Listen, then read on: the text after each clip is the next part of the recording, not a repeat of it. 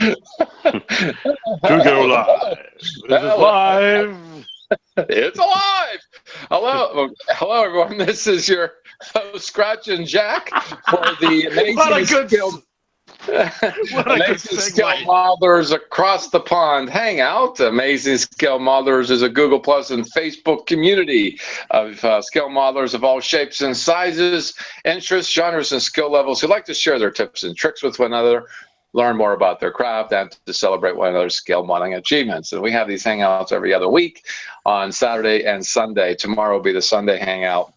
And Amazing Scale Modeler, hey, you know what? We're pretty fast growing here. You know what? I've been so busy this morning, and I'm failing you guys in a way. I just have not looked to see as to how many members have ended up over at the Facebook community.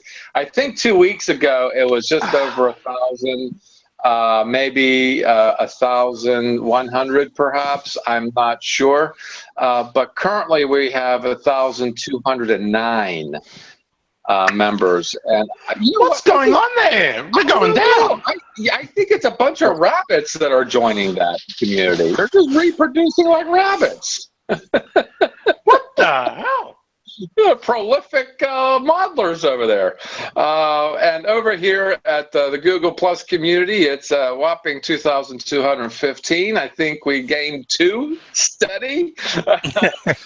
I think I don't know if we've reached a peak in the Google Plus communities or not, but certainly if you're watching and you're not a member and are a scale modeler who'd like to join in the mayhem, certainly give a shout out, join and post, and you'll notice that we're a pretty friendly bunch, and we just enjoy everything. That's what I was about to say, is because the Amazing Scale Modelers, we take you all, car modelers, sci-fi modelers, armor, and even ones who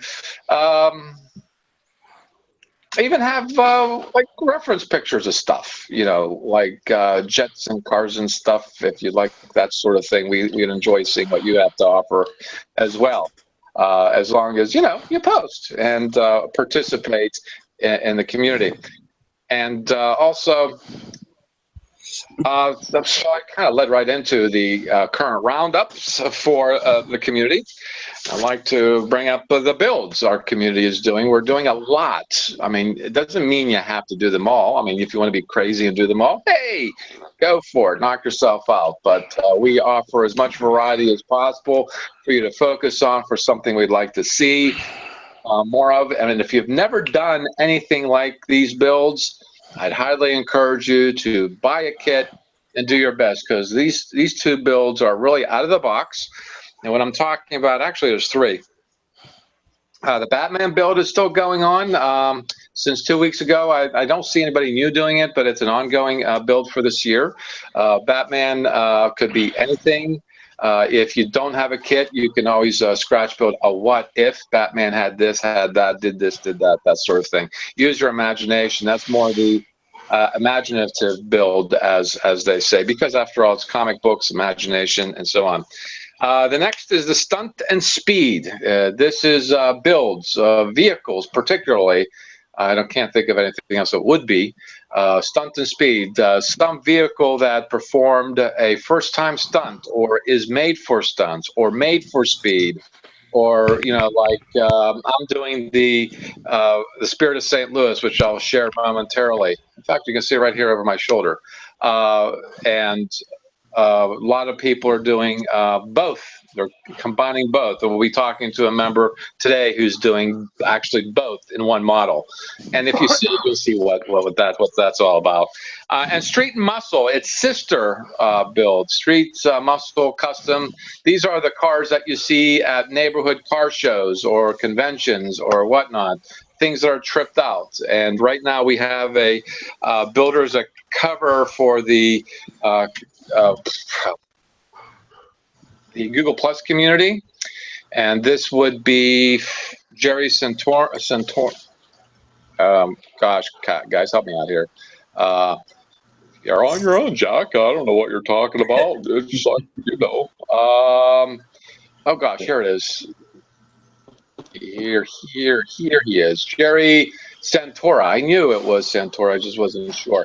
He's been posting a lot of pictures of his Corvettes, but I went over to his channel at Google Plus and dug up his 1967 Chevy Impala SS. And as he puts it, chopped and blown and built basically out of the box. And once I have this screen shared, you'll see this is not really complicated stuff. This is something that gets your whistle wet, so to speak, your scale modeling whistle wet. And here is the build itself. So, yeah, I mean, I think, what happened? What? Back to my ugly mug. I kind of closed it up. I'm sorry. I thought it was doing the right thing. Yeah, I closed it up, and I stopped the broadcast, too. Oops! Anyway. Hey, are we? No, we're still we're live. live. Okay. You're still live. Boy, Jack is really... The, Too early in the morning for this. It's too early. It's too You're late right. in the evening for this. I think what happened was I closed up the Google Plus the web page. Okay, let me get back to that. Anyway, you saw a quick peek of that build, and that's our community. I'm looking for someone in the Facebook community, and you guys over there at Facebook were posting like 3 or 4 weeks ago a bunch of this stuff, and I can't find it. Why? Because Facebook has that wonderful thing when you post, everything moves down the list, and you guys have been posting like crazy, which is great, because every time I go there, even if it's the same day, maybe an hour later, there's something new there to take a look at and see. So if you guys over at the Facebook community have anybody to suggest, IM me. I'll go take a look and see as to what looks like something I can promote for not just the builds, but promote that modeler and show him or her the appreciation. And I say her because there's a lot of women over at the Facebook community. I'm actually quite surprised. And you know what? They're putting us boys to shame. They're good. They're good. And That's what she said. Exactly.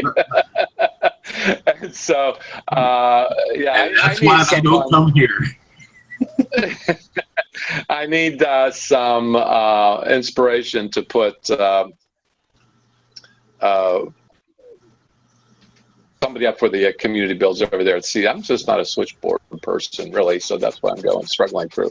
And if you are doing one of these builds and you want to get a shop card, this is something new. I don't know if anybody else is doing shop cards for particular builds.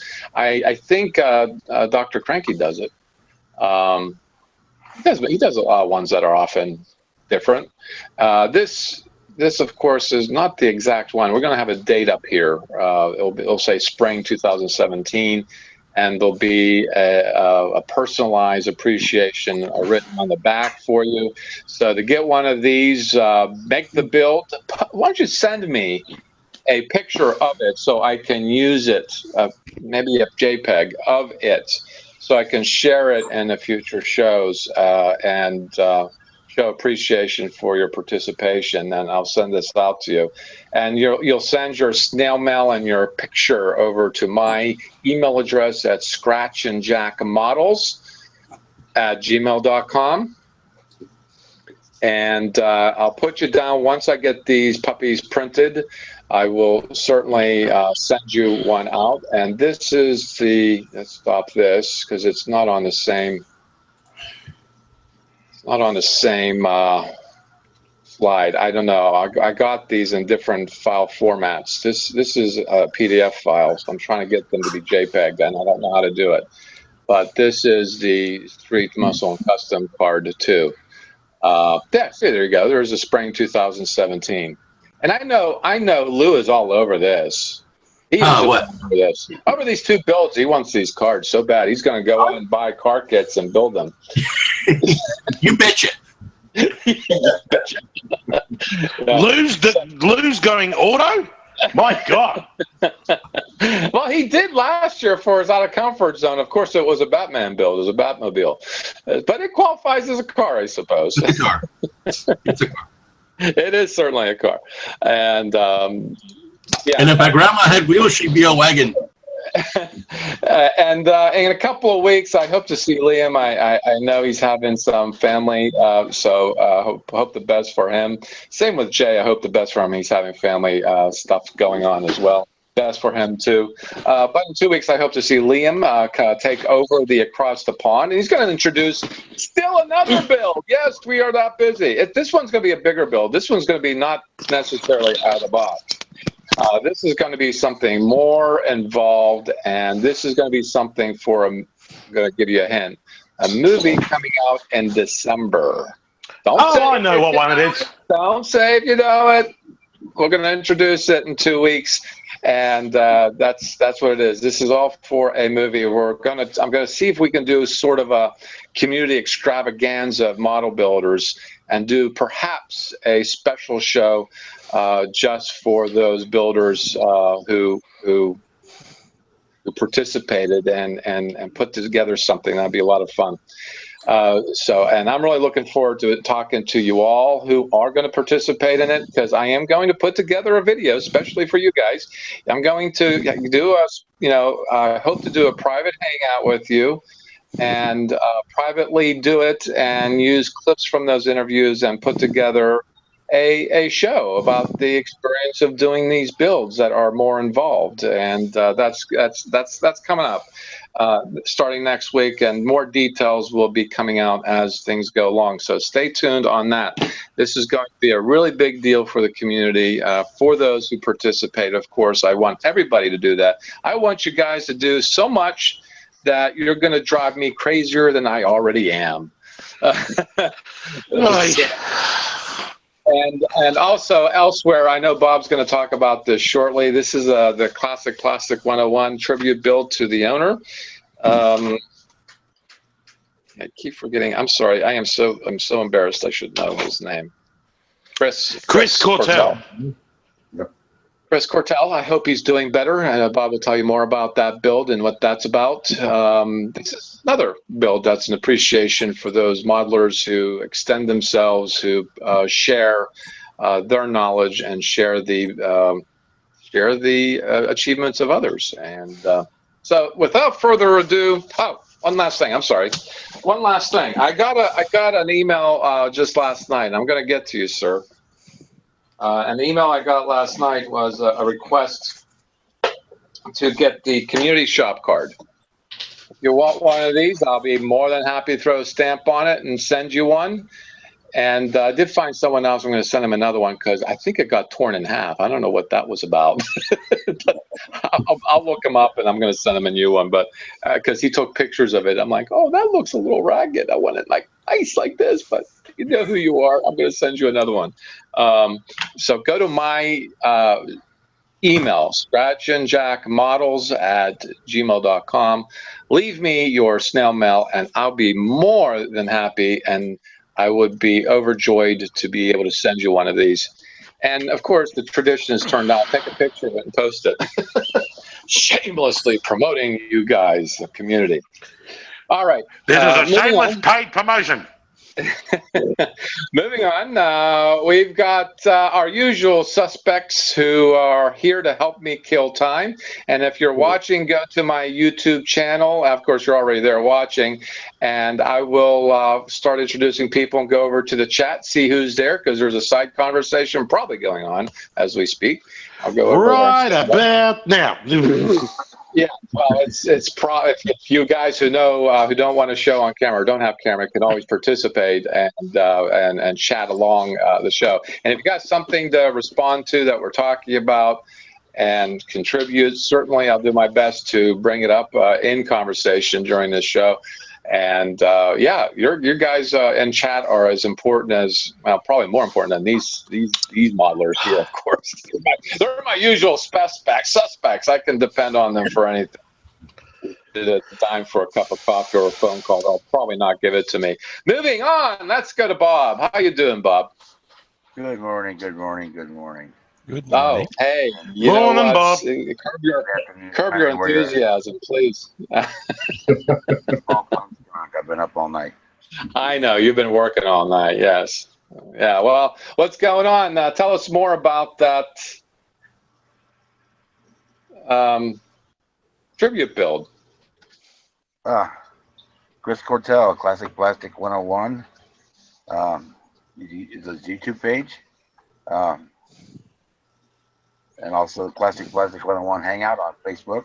He's a prolific model builder, and he does tutorials on the builds he does. And he's once again battling cancer, so we decided to throw together a tribute build to honor. Last I checked, there was 80 some builds going on for him, including my Oh, own. really? That many? That's a lot. That's a lot. And That's a. Here, I'm gonna. Yeah, you're going to screen share yours. here's Let's my see. build right here. Oh, okay. Your build right there. Okay. It's the Hasegawa P38 egg plane. Nice. That's neat. A fine example. A very nice plane. Very nice. They're Don't step on it. Don't. kind of a fantasy piece that Hasegawa started about 10 years ago, maybe. Yeah, around there. And they expanded out. There are other companies doing kits. There's an amazing Facebook page called Egg Plane Masters of people who scratch build them. There's now ships available, bombers, tanks, you name it. It's kind of sprung out of the Japanese anime. Mm-hmm. And there's That is- detailed shots of it. I've said it before, Bob, and I'll say it again. You're the master of planes. The master of aluminum. It's brilliant. Actually, there's two people here who I consider master of aircraft. That's Bob and Randall. Thanks, Heath. Checks in the Okay. It's a lot easier now with the newer products out. The AK Extreme Metal that I used here just makes it almost foolproof. Yeah. Uh-huh.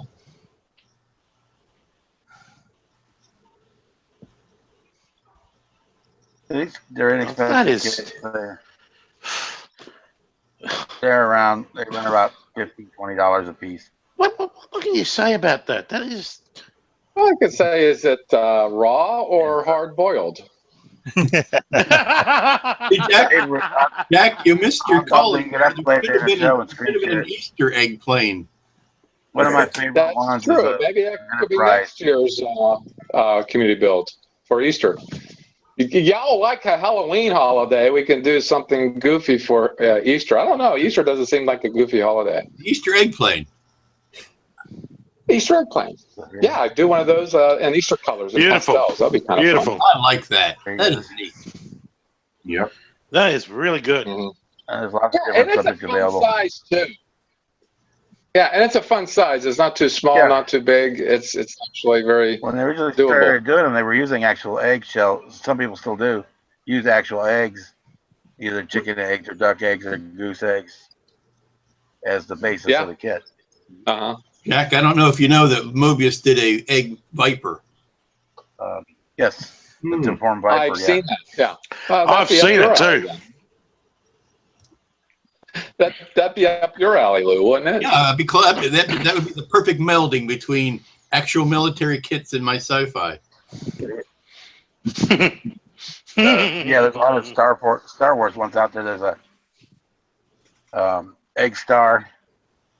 And the Millennium Falcon Falcon. done out of an egg. X-Wing's Yeah. done out of an egg. I did see an X-wing egg. Now that I think about it, yeah. But yeah, they're kind of fun. So we did one. I do one or two of those a year. My other build I'm working on right now is my ME262. Oh, look that's at coming along. that. And if anybody followed, I was having real issues with the. I finally got that sorted out and got it sealed in. Is that the single seater or the double or the two This is seater? the Bob? A. That's a single. Yeah. Oh, rightio. This is the 'Cause I know they A1. came out with the single and the double. This was the first production model. Right. Right after they went from the tail wheel to the tricycle. We're working on that. Did the I'm sure I'll show on camera. Did all the rest of the putty work this morning. We're here on that, and so we're moving along on that. And that's like 410. I don't really have anything worth showing, and my car build, I don't have anything really worth showing. So that's about it. For me. All right. Oh, well, okay. You have more time. Yes. I'll dig up my favorite eggplane picture and I'll post it up on the screen share later. Really That's cool. all I've got for you. Yeah, all you got. No, no. I mean, you do cars too. Does any of these current community? I don't want to put you on a spot or anything, but I'm going to put you on a spot anyway. Any of these, what we're doing, is that something that you have an interest in? I'm working on this is kind of for the speed build, but then I've also got the Mach 5 going. Oh, okay, got it. All right. For the speed build. Okay. I've got a Plymouth GTX for the street rod build, but I haven't really even cracked the box open hardly on it yet. I'm working a 6.2 rotation at work, so I just work, and that's about it. All right, cool. All right, sure. Moving on. Oh, David. Hi, David. You know what? Hey, DJ. Now that I got your attention, let's see if I can conjure this up. I don't know if I can conjure this up again because I cleared everything out. Just idiot me. But you posted a couple of weeks ago some model chickens. Yeah, he tagged me in it too. And you said that those aren't the scale chickens you want to use, right? And you had them. You posted a picture of them sitting in front of a bottle of Budweiser. How redneck can you get than that? I just do hope the scale of the bottle was the correct scale. It's nice. It holds the mail. Must be the correct scale. That has to be 1-to-1 scale. Originally, it was that one there, but it was way too big. And I still haven't got the correct scales yet, so I've got these ones now, but these are 132. Okay. Well, the other ones, you can put them in a Woody Allen diorama of his movie Sleeper. He had those giant chickens, I do have a little dude here. Hey, look at Scooter! Hey, look at Scooter! The reason I went with the figure is because I couldn't make up my mind because I had a sign. And I've got two. Oh, I like that. How Hazzard?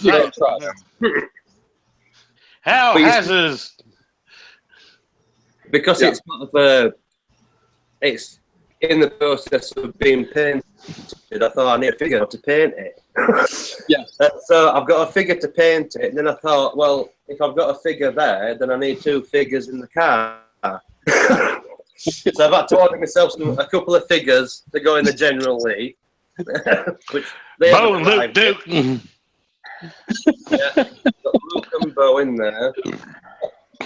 And then, the love set. That's pretty much finished now, I think. That looks awesome. That looks damn awesome. No, we've got that. I'm not touching that anymore. That's done. Don't drop it. Yeah. It'll just add to it if it breaks. It's all right. But I got the big dogs sound card. Excellent. I was going to suggest that for the car horn. If you see my video, then you know what's on it. I won't bother playing it. Yeah, watch his videos. I mean, he's got a lot of details in his videos. Bob's got the egg enterprise. Yeah, that's pretty funny with the fried egg. What happened to your General Lee paint, DJ? Oh my god, that was an absolute. It was just a schoolboy error. I did a layer of paint, left it 24 hours, and then did the clear coat, and it just crinkled. Oh no! Onion skin. But he's back now. It's all good. Hey, it's all done. It's back. Oh yeah, we're just doing. I've just done all the chrome work today, so I'm leaving that well alone. Leave it. Just leave it. And then I thought, put it to one side and forget about it.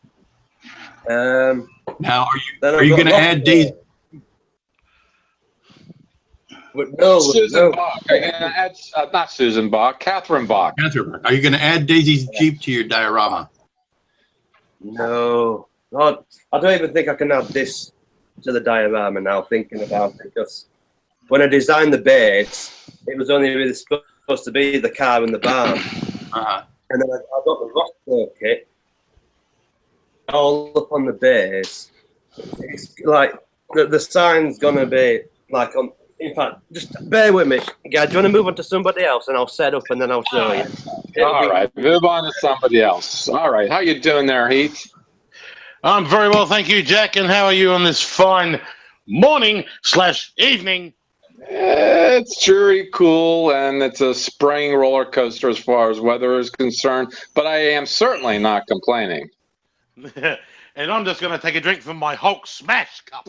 Yeah, I don't. You're the only one that I know that can drink like power energy drinks before you go to bed. So. This is just cola. So. Oh well, okay. Okay.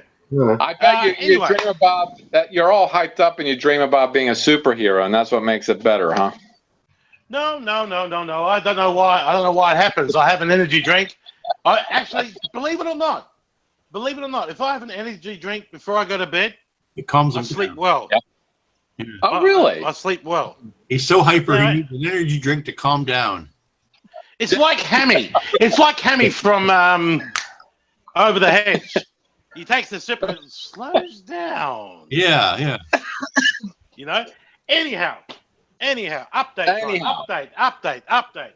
Yes. Okay, my stunt and speed build is coming along fantastically. My Jordan build, I have already put some decals on there. Mm-hmm. Nice. I have had some very positive comments about this because there were some people who were saying that this is probably one of my best builds. I think it is. Yes. JPS. Yes, I think it is. I have started the rear downforce, and look, it's together. I learned my lesson from last time. Don't rush it. So that's the way. This I know I said that this would probably be finished today, but unfortunately during the week my wife's had sciatica. She's had an inflamed disc in the back, so I've been basically looking after her plus looking after the little one. So, but good news is my wife is a lot better. She was up and moving today, so coolness there. Now for the next group build, the Street and Customs. Now I've already started this one, but I thought, what a brilliant group build to finish it with. Oh yes. The 66 Riviera. The lowrider. The lowrider. And Oh yes. so this won't take me long. I've only got the tires, the downforce, and the decals to do. I've already done the clear coat. That'll be done. Right. Now, and that's what I'm kind of looking for, straight out of the box, and have fun and breeze through it. And yeah, I mean that's sometimes you got to have a build that does that, you know. I scored a bargain, an absolute bargain. Mm-hmm. I see saw two this. wheels. I see two wheels. This is a Yamaha YZR M1 2004. Of course, Valentino Rossi. Now, Yeah. how much would you expect to pay for this? Probably about $40. Yeah. Yeah, I was gonna say I about- paid $6 for this. What? Whoa. That is good. Six. That's the And one. by That's the the way- 1/12 one. Yeah. Yes, it's the 1/12 one. And by the way, this is what made it even more special. Still in plastic. Ah. A complete kit for How are the $6. decals? The decals are fine. Oh, they're still in plastic too. Yeah. $6. I could not. It was calling me. It was calling me, and basically, I went, "Oh, I'm going to take it." So I don't need to eat lunch today. No. So now I've got 2 bikes to build. I've got my Honda. Racing. Oh yeah. You know what? Those are really cool bikes. They are certainly cool bikes. There's just a lot to look at, and a lot to put together too, for that matter. Being to me, a lot. Well, believe it, it's not that. Actually, I've taken a look at the parts. I've taken a look at the instructions. It's pretty basic. It's pretty basic. Oh, is it really? Is it pretty really basic? Okay. It's still got the engine though. Yes. My Ducati came with cabling and stuff, and I thought that was pretty good. I've never done that before. Oh, I can't I'm wait glad, to do that. I'm glad your bikes have their engines there, Heath. But then it's kind of hard to do a curbside motorbike. Oh, that's true. No, that's true.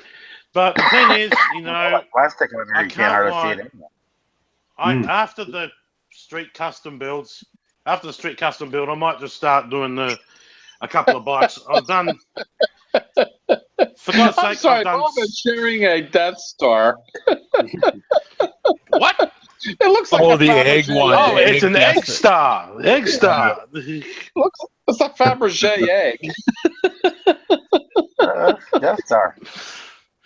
But after but as I was saying, after the street, after the street custom build, I'll start doing the Yamaha.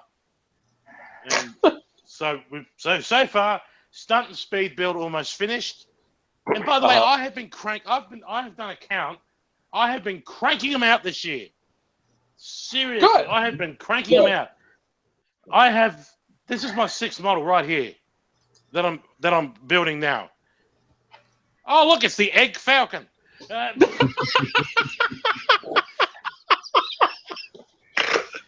God damn it. Man, what? Oh, look, the Little Republican store opened. You're being upstaged by eggs. What else is new? I'm being upstood by everybody else. Well, yeah, I mean, I have not seen you so excited and so digging what you're doing until as of recently. And whatever happened, not that it's important, I'm glad it happened because you are certainly one of the modelers I look to for the media, the genre that you're in, because I don't particularly build those things. And you did give me a Formula One car. Yeah. I think is it a Ferrari or I don't know, Ferrari? Yes, a Ferrari. It's a Ferrari, yes. Yeah, and I opened up the box, not a very large box, a pretty unassuming size box, and boy, there was a lot of parts in it. That's a little intimidating. Well, the thing is, the reason why I enjoy doing what I'm doing recently is because I'm not letting the weather stop me. No, I'm just not letting the weather stop me. I mean, if I can find something to do, I mean, I'm coming into my room nearly every single day. Not just for the hangouts either. I mean, I've been coming in here in the morning, doing some more work on the models and stuff like that. I mean, it's a great time. I mean, to me, I can't think of anything better to do. As long as there's a kit that I can do, I will do it. And I've done 6 builds so far this year, which is including the Jordan, the Red Bull, the JPS Lotus, my Batmobile, my Enzo, and my F-16, which I have to finish, which I've only got decals on to do, and the missiles and stuff like that. But the thing is, I'm just enjoying it. I'm just enjoying doing modeling. Since I finished the Red Bull, and I said, well, if I could build that Red Bull, start one of the Tamiyas. So that's the whole point. I mean, the modeling it's fun. It's fun. I mean, I've had some people say, "Oh, well, let's put it this way." I've had some people say, "I'll get a life." I'm saying, but modeling is my life. It's what I like to do. Yeah. You know, I mean, you can't go around saying, "Oh, I'm bored," because I've been doing modelling for nearly nigh on 20 years, on and off. So, I mean, I've really gotten in. When I first started, as I said before, when I first started, I was doing planes. I was doing sci-fi and stuff like that. Then I got the itch to do cars, and that's what I'm doing now. I've always wanted to do a car, did a car, and that's what I started, and that's why I stayed. Couldn't be any more simpler than that. So anyway, let's get back to Dave, because I want to see this lovely little diorama of his. Well, here lies the dilemma, guys. So I've got all this action going on here. And I wanted to do Roscoe doing a barrel roll. But if I put it there, you're not going to see anything. So, Right. So I don't know what to do now. You're worried about covering up the billboard. I don't know. Yeah, I've got some lovely rocks here. But if I put a car in, it's going to have dust coming out of the back, and it's just going to restrict everything. About just scrapping this and not bothering with him. Why don't you have the general? David, if I can say if I can suggest something. Yeah. Why don't you have the general jumping over the barn and headed straight for that sign? Well, this was an afterthought. There's an idea. You mean having it the other way? Yes. Yeah. Well, I mean, God's sake, you know how much the guys hated Flamin', how much the guys hated Hog. Flamin' had the general going straight down there, Or blow up the sign really big and have them busting through it. Yeah. it's such a nice sign, though. The car's the bill. The sign is a prop. I don't know what to do, guys. To be honest with it, I mean, I didn't want it just driving along. What makes you think you can't do both? You can have those parts. You can change those parts out of your diorama and you can do a variety of things. Yeah. But that's actually a good idea. I mean, if you build in a way that you can create multiple, scenes from one set, that'd be great. The only problem I've got now is because I've organised it in such a way that it'd be difficult to do it any other way now, because the barn's right on the edge of the diorama. Cold, I won't be able to get it in there. But I mean, I did a Roscoe car a couple of years ago, so I don't feel that bad. I did that one. Oh yeah, I remember that one. Yeah, I remember that one. That was from the first episode, I think. Because that's when they were jumping the creek. That was the biggest. Yeah. That was the world record. That biggest jump that they did. Anyway, I'll move back up here. But yeah, It was just an idea, David. It was just an idea. No, it's what you're here for. Oh well, thank you. Yeah, I don't know what to do about it. It would be nice to use it because I've even got some LEDs that flash, so I could do the silence or what have you. So Dave, the idea is that the General Lee is in the barn. Well, there's a stunt car in the barn. Okay, can you have the Roscoe barrel rolling over top of the barn at the same time? I don't know. I say the truth. What I'd like to see it past the point of barrel rolling, so you see the undercarriage. Yeah, you see, another thing what I could have done was heat it with a heat gun, and just flatten the front end and have it upside down. Yeah, so it's already crashed. Maybe something like that. Because, I think if you had it almost completely upside down, then you could have the light bar on the top of the cop car actually lighting the roof of the barn. Yeah. Yeah, I'll have a think about that one. I think if I do it further in, if I do mount the pole further to the barn and then it's not restricting view. What else is going on? I'm just thinking of the look of it of the Dukes hiding out in the barn underneath while this is rolling above it. Yeah. Oh, that's interesting. Yeah, I'll have a think about that one. Then you can showcase your rusting effects and your weathering effects on the bottom of the cop car. Yeah. As it's flying over top of the barn. Yeah. Oh.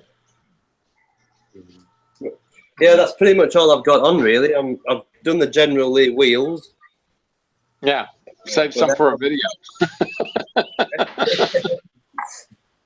And I think the back now. It's got the bumper ramp. Mm-hmm. But I think that's pretty much it, guys. I mean, I've done the barrels. So that weather. But that's pretty much it. Hey, Bob. Hey, Bob, share that link on the community because you're showing some really There he is. effed up stuff, if you know what I mean. Yeah, he already did. He did already post it on the community. Oh, did he? Okay. Yeah, I gotta look that up. That's pretty funny. A lot of the stuff. Anyway, that would be all for David. Certainly, you've got your hands full on this one, and I certainly most appreciate you going all out for this and making a big production over what appears on the surface a simple diorama. I think is a good idea. And that puts your skills to the test. And I don't know, are you trying new things in this build? Yeah, I mean, I normally do my own bases, but this is the first time I've ever used like polystyrene and and created something literally from scratch like that. So, but yeah, I'm enjoying it. It's really fun. It's just I'm just a bit undecided on what I want to do with Roscoe, because it would be nice to have him there with the Dukes, and I have got a stunt driver as well for that car, so it'd be a shame not to use it. You know what? I think your Hazzard County is going to get so big, it's going to overtake the county you are in England right now. So I thought maybe I should just do another base from scratch, and I thought, no, I can't be bothered doing that.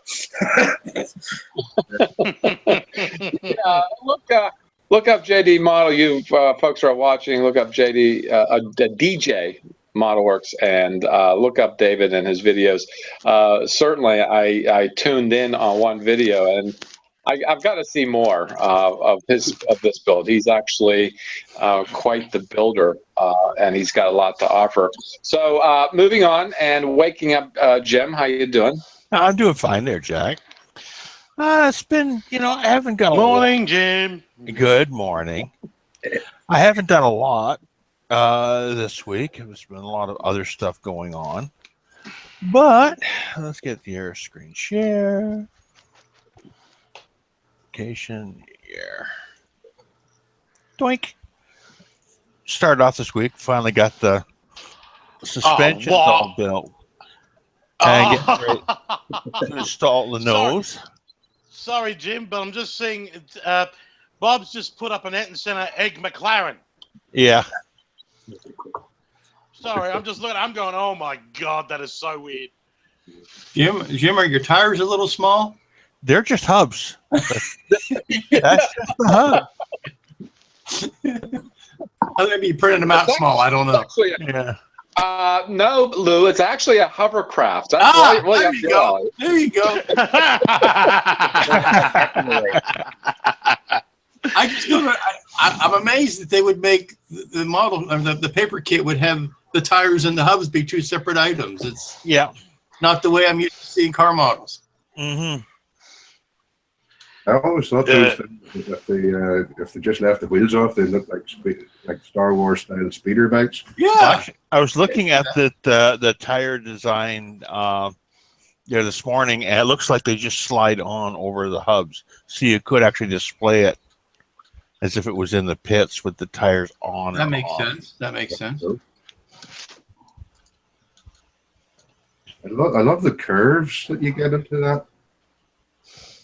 Yeah, there's a lot of shaping on with this one. Mm-hmm. Like so rigid as card or paper, like that's pretty cool. I honestly cannot believe. Oh, I mean, look at that. There we go. Now we're getting into the downforce of it all. Now we're getting to the downforce as we started. Good Lord. That steering. Oh my God, a paper steering wheel. Yeah. Oh, now I've seen everything. Now I've seen everything. A paper steering wheel. That's all that section there is all the steering column and the control wheel. Oh my God. Wow. How do you get them rolled? Or I mean, I assume some sort of rolling technique that you use to get like what's just a rectangular piece of paper rolled into such a fine tube. Yeah, it's actually quite simple. I thought I explained it. You get a. What you do is you take the paper and then you use a round die of whatever shape, whatever size you require, and then you roll the paper onto. I use a foam mouse pad.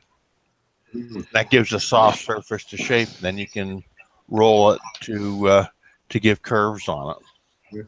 Sorry, I sounded a wee bit dense there, but it was just a steering column, or say if it was a tank or gun barrel or something like that, to be made out of paper. To me, I mean, trying to get the curl in such a tight radius, that's it's all due with the diameter of your die. Yeah. The smaller the diameter of your die, the tighter your curve. And you usually start off with a larger diameter and work your way down. So when you say die, you're talking like a brass tube or something? Yeah. What I've got these aluminum. I got these aluminum tubes. I'll show you when I'm done the presentation here. Now this is saying something. That is this year. That is the 2015 rear downforce. That's a 2015. Yeah. This is a 1991 downforce. Look at the difference. Look at that huge downforce. Yeah. Yeah. That is this is 91 to 2015. Yeah. How different. How many years does a day? How many things have changed over 20 years or 30 years or maybe even 40 years? So here we are. We're shaped the airfoils and they're being installed onto the sides. For the DRS. Do you have the little mechanism for the DRS? Yes.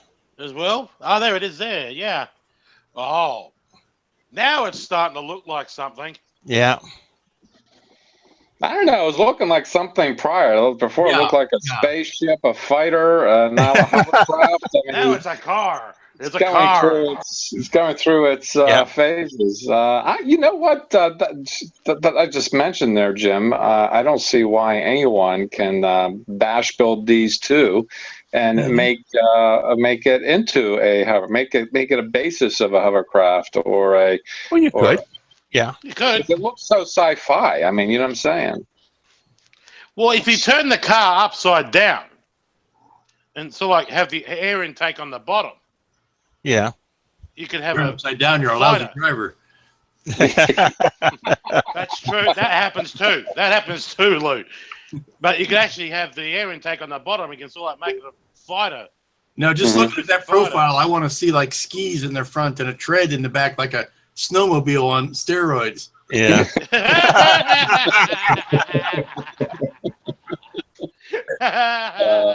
Wow. Look at that intricacy there. No wonder people shy away from this particular build there, Jim. More and more you show this, and you know, inside the wheel hubs, you've got the brakes and the air cooling for the brakes. Yeah, it's all there. Yeah. DOS. This is the support and control arm for the downforce. Yeah. And you got all the suspension. And not only that, this suspension works. Of course. The cars of like this year's, the rear downforce is smaller. It's a lot longer, and it's actually got a dent. It's actually sort of like goes near, and then sort of like in. So they're sort of like going in a bit this year, and they're going fast too. It's smaller, lighter, and it's also Jim and I watch the Grand Prix nearly every weekend. So, but the thing is, the rear downforce, and even the front downforce is bigger, more rounder. I mean, these cars, the cars today are far more prettier than they were back in 2015.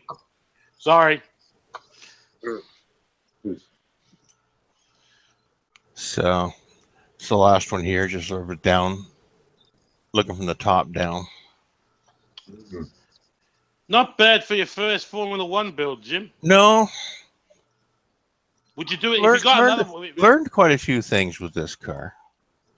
If you got, say, a Red Bull or a Ferrari, would you build them? Could.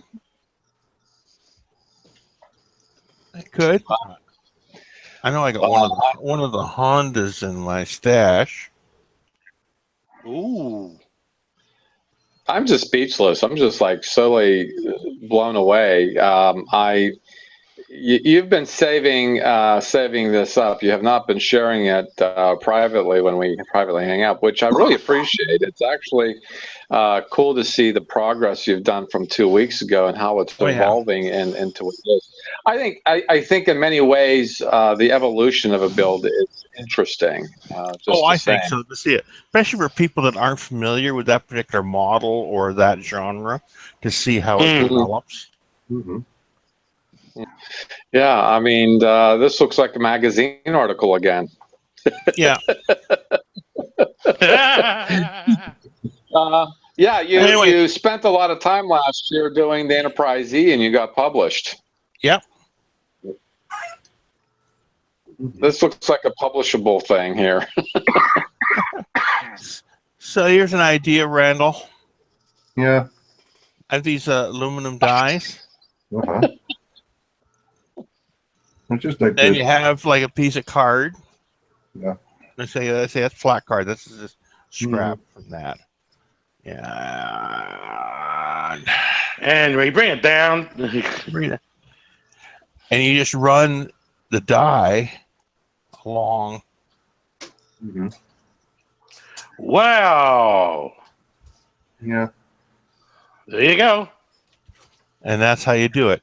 And if you use a smaller die, you'll get a tighter curve.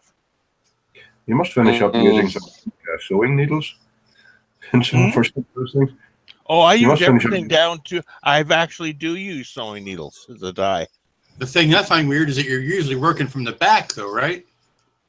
Yeah. How do you know your angle of your curve is right? Well, you got your drawings and everything else and what you have to do, and from that you can change this. It's easy enough to alter it. Mm-hmm. So I mean, once you get to your basic curve, the idea is to roll it so you work the fibers, because if you try to do it by hand, you'll crease it. Yeah, that's interesting. Do they tell you when you're selecting your paper to make sure which way the grain is going? Not really. Can you print it? Doesn't seem to matter what side, as far as the grain's concerned. Well, when you say you want to make sure you're going with the fibers, you want to work the fibers over and not force them. If you force them, that's when it creases. Yeah. I'm just picturing because paper does have a grain to it. It does have a grain to it, but it's mostly about working the fibers and slowly working them, whether you're using a roller die or you're using a ball die or whatever, so that you... So you do your rolling first, and then you fold over your tabs. Yeah, or sometimes I don't use tabs. It depends on the building. Wow. Sometimes you use glue tabs. Then you can use direct glue tabs. Like even on this model where there's attached glue tabs, if it's a circular model, a circular object, I will cut the glue tabs off and then glue them to the back of the curve. So that way you don't get a step. That's what I was wondering. How many tabs must you have to get that curve smooth? If it's a square joint, it don't matter. Mm-hmm. But if it's a round joint, you're better off to put the tab underneath and allow it to butt glue against each other to get a flatter surface.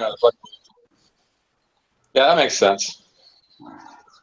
Yeah, that's how you get those smooth contours. Yeah. And that's the same with if you're joining long pieces together too. If they come with attach glue tabs, cut the glue tabs off, and glue them underneath for the same reason, so you don't get steps. Interesting. Mm-hmm. So that's basically the theory on that. Very After interesting. this, I think I'm going to do my, when this one's done, I think I'm finally going to start my black pearl. Ooh, yes, the black pearl. Wow, cutting out that rigging enough would be enough to drive me nuts. I mean, I can't believe. I mean, when I talk to Jim during the week, I mean, I find it fascinating that paper modeling is coming into fashion. Because before I came in here, I didn't even know there was paper modeling. I just thought there was plastic, wood, styrene, metal, boom. Paper Then modeling there's paper. paper modeling's over 200 years old. Mm-hmm. Okay, well, shut me up, why don't you? I would have thought it was at least as old as paper itself. Well, yeah, if you go Yeah. back to what the Japanese and the Chinese did, yes, they were probably the first paper modelers. So you can go back with them. You can go back probably 900 years. Okay. How's that? Is that everything? No, the only other thing is I visit to my hobby shop this week, and I picked up. Let's get this back up here again. A three-dimensional kit. Yeah. The Desert Fox. I bought the Desert Fox figure kit to build at some point. Rommel. Beautiful. So that's another one for the stash. So that's pretty much what I've been up to this week. Oh, very cool. I got. I was just really enthusiastic about what you're doing there. Really cool stuff. Okay, we got to talk to him because he did join us. How you doing, Lou? Hey, is it my turn? Yeah. How's North Carolina doing? Hot. It was 80 degrees plus yesterday. You suck. Hot. Cool down a little bit. I miss my spring. Yeah, well, we got as far as maybe 75-ish. Yeah. Here, so It's not too bad. 75 here at 10 in the morning. Yeah, well, it's not going to be that today. Let's see. Let me grab it here. What I am calling the world's worst Easter present. No. Oh, good God! What the? Oh, it's cake. Well, that would be the worst Easter egg. Yes, that's for sure. Actually, that would be the worst Jack in the Box ever. Yeah, worst Jack in the Box ever. You wouldn't want to do one? I just have this little picture, this little sound in my head of the little Jack in the Box. Da-ding, da-ding, da-ding, da-ding.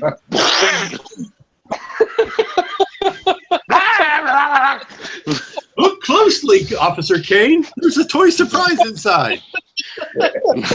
Yeah, it's called an alien. Free hugs, free hugs. It's called a face hugger. Yes, but that's what I'm working on this week. I gotta tell you, probably one of the signature parts on this suit was the metal work on the backpack and the helmet, the bronze oxidized, and I was able to simulate that in a way that I thought came out very well. Wow, no, that's good. Mm-hmm. And getting the tiny magnet wires and everything, getting everything lit up was the treat. But it came out pretty good. I was surprised from doing the research on this, how much yellow is in that costume. That costume is a bright banana yellow, but you never would guess it from watching the movie. No. Because the movie shot so dark and dank and moody and mysterious. And the costume is, like I said, it's like 19 colors of bright yellow. My wife to this Because, day can still not it watch was- Alien. Maybe it was so dark because they had to wear something.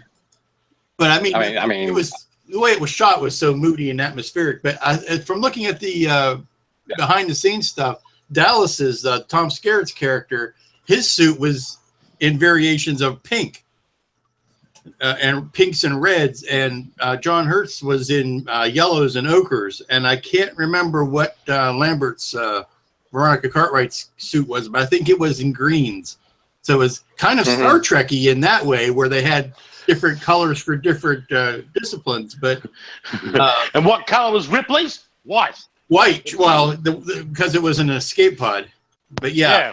She was the virginal white character at the very end, very symbolic. But, I cannot get enough of that movie. I cannot get enough of Alien or Aliens for that. Or actually, the whole Alien quad. You know, I was never that big a fan of the second movie because I thought they just, took the mystery out of it and just made it a straight on. It wasn't the bug hunt. It was a straight on slasher movie. Yeah. Whereas the first one was more mystery and atmosphere and mood and all of that. What was that? Was that Hale? I mean, I remember the first time I saw Alien. I loved it. I thought it was absolutely brilliant. Yeah. Yeah, I told the story Ridley's. I think in the last video about the first time I saw it. I was so scared I couldn't sit through it again. I thought Sigourney Weaver was outright drop dead. The sexuality she showed in the after the first movie was amazing. I mean, because it was all that brutal animal. I'm going to get you. It's like one bitch after another, and that's exactly what the movie. Which one? Hello. Was that the second one? Was that David's showing us something. Okay. Was it the second movie or the third movie where she's got the great quotes? That's the second one. The second one? You know what? That's my favorite one, though. I think the mystery and all that stuff, I understand that, but I don't particularly. I get scared too easy. I'm a little baby when it comes to stuff like that. Oh, what a scaredy cat! Yeah, well, when it came to the second one, is the most memorable to me is because of Ripley being such a, I don't know, just that character came out of her shell and she's like brutal, and I love that. I appreciate you couldn't really have the second one without the first one, but that's true. That's true. I like the idea. I like the idea in the first one that these were people who were out of their element and they were not trained for this, and they didn't know what was really, what was going on. But in the whole scene, the Marines were like trained to go in and do this thing. Yeah, exactly. That whole scene where Ripley finds out that the crew is expendable. That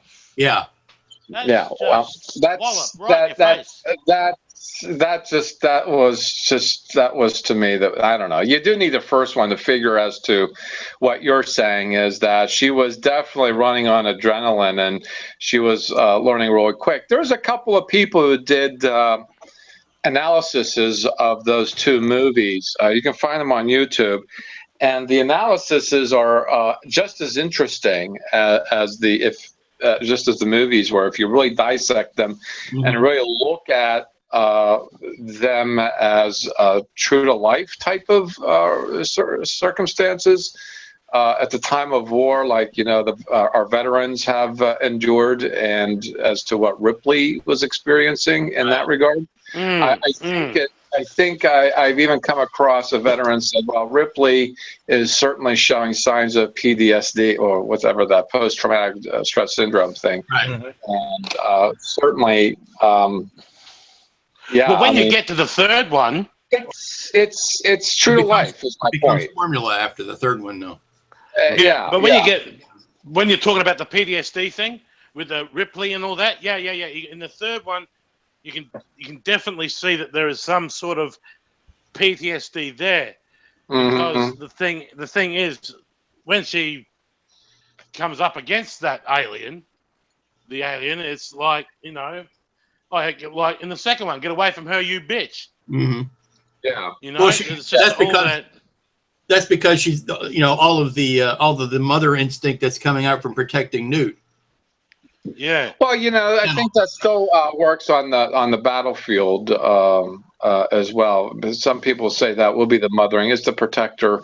I mean, I think the movies are a fantastic examination of our primary brain functions as to survival. Yeah. And then you go see Prometheus, and it just spoils the whole damn thing. Yeah. It is. It's like the. But that's my that for. Okay. Would that be it there, Lou? You have more? That took a couple. I got into a groove where I get up in the morning, I work a couple of hours, I'll go outside, work on the yard, come back in, work a couple hours on a model, and space my day out that way. Retirement's treating you so well, I'm not burning through a pile of models just to get them all done.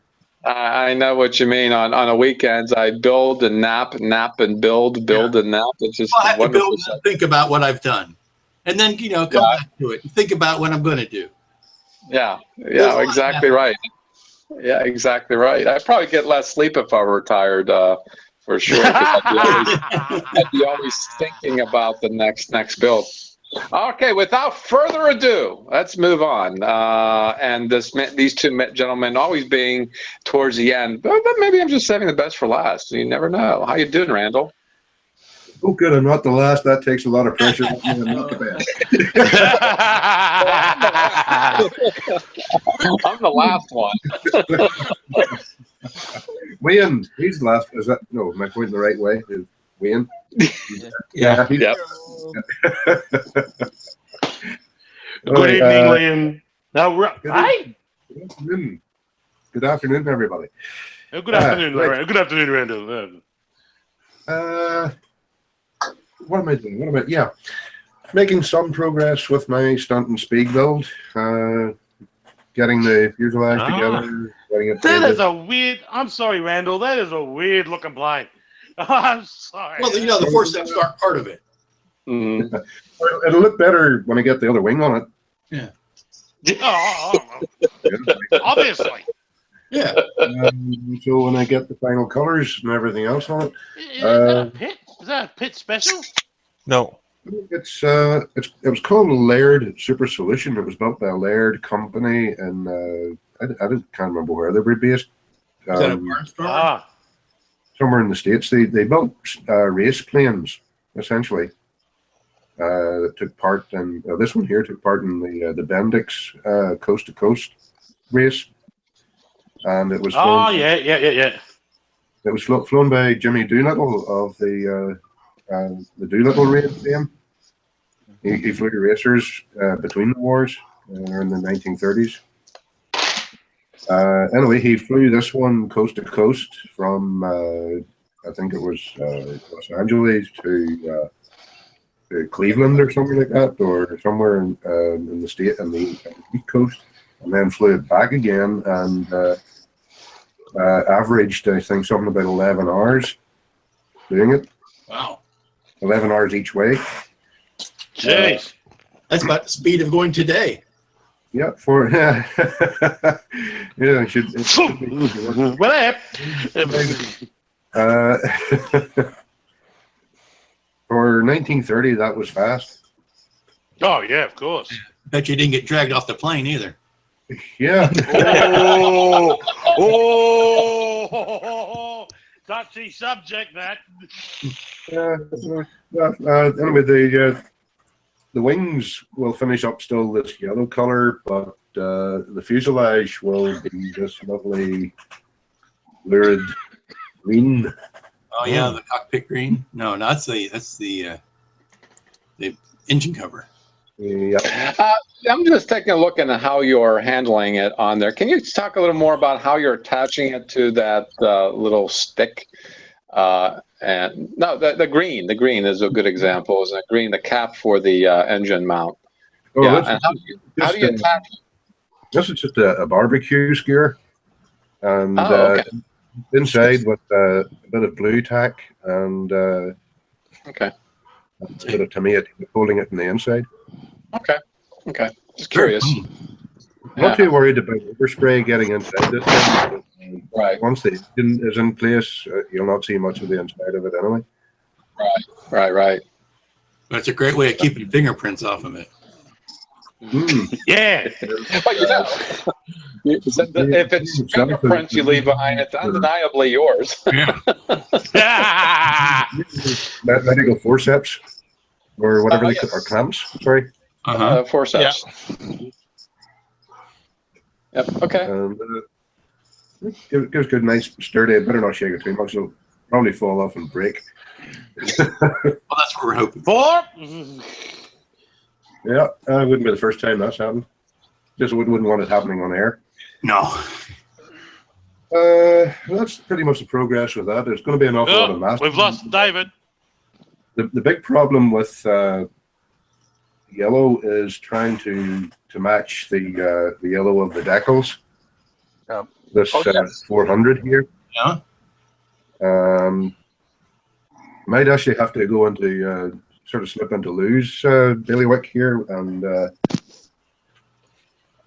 have a go at cutting out stencils. Yeah.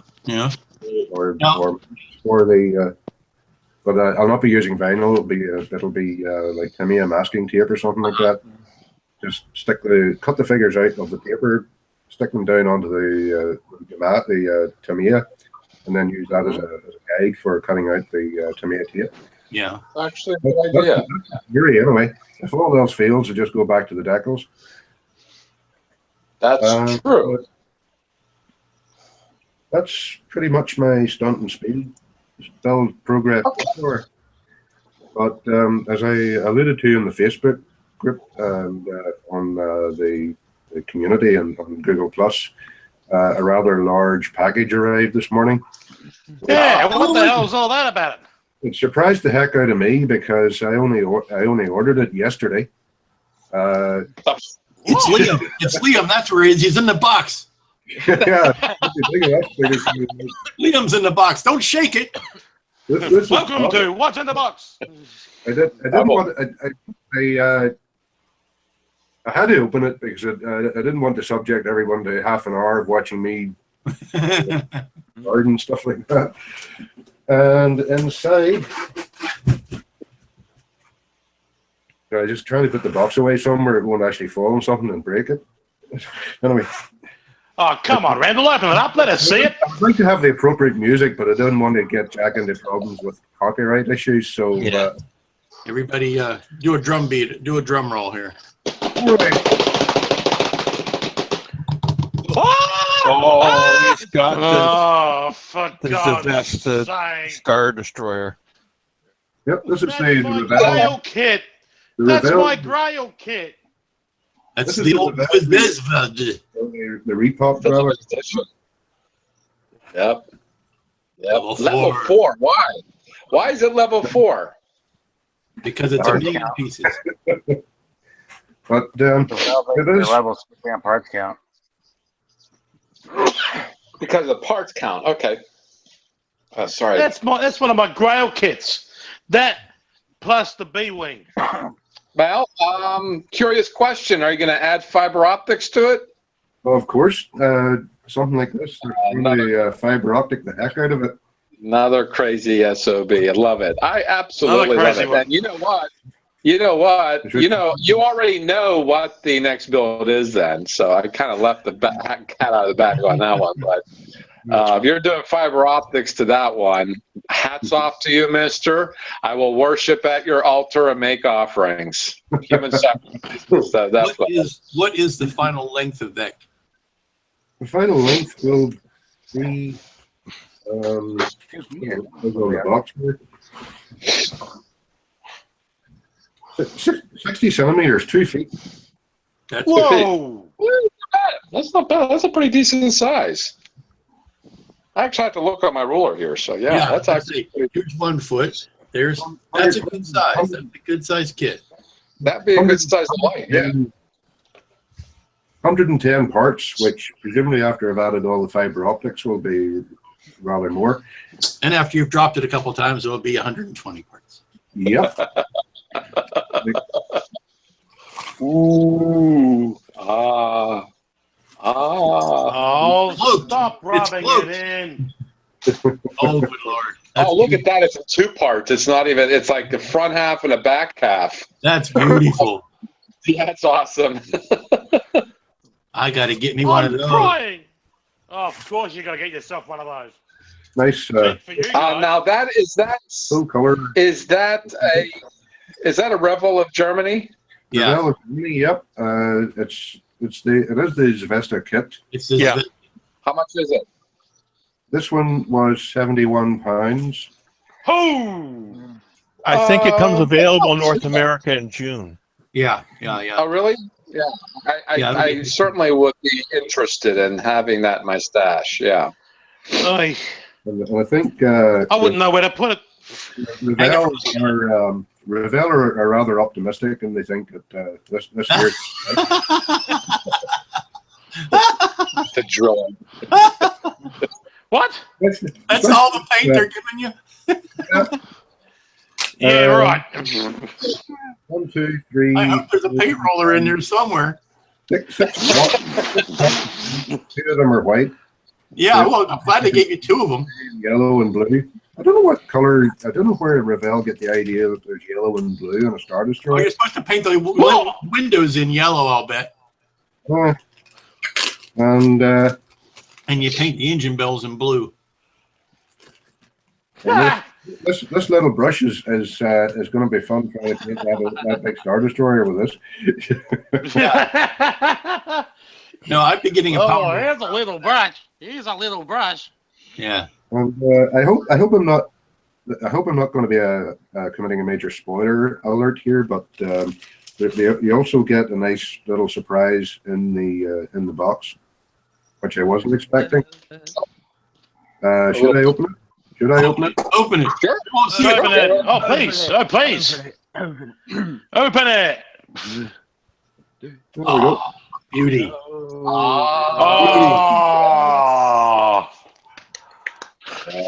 Beauty. I Randall? hope it's the American version. Well done, Revell, for first of all repackaging it and selling it for. I have to admit, £71 is considerably less than what a lot of prices on eBay. What was this business price going for? Now, Randall, I normally don't say this to people, but in this case, I'll make an exception. I hate you. He just says that to animals and plants. They get all the fun kits over there. I get flaming there. Oh, go play with your Formula One. There you go. So, Do you know how long I've been wanting a Star Destroyer? Since I was knee high. it actually, needless to say, it blows the other Revell Star Destroyer, the snap together toy that. Oh, the old MPC thing. Yeah. Oh, I'm thinking of the old MPC thing. Yeah, and they're all blown out of the water now. Used to be, it was. I'm not going to say it out of reach, but anyway, the little Bandai Star Destroyer. Yeah. Oh, that's small. I think it's going to finish up about the same size as the Millennium Falcon is going to be. That to hang on to the back of the bridge section in this. Yeah. We can do a very forced perspective type of thing. You could put the tiny one in the background. Yeah. Mm-hmm. Like your fleet. Well, that's what Tony did. That's what Tony did with his Star Destroyer. He put the Millennium Falcon on the back of the command bridge. Yeah, I believe that Jim had a big role in that. 3D printed it for him. Yeah, Jim had a big role in that. Jim. Mm-hmm. No, you can't hide when you're guilty of something like that. Come on.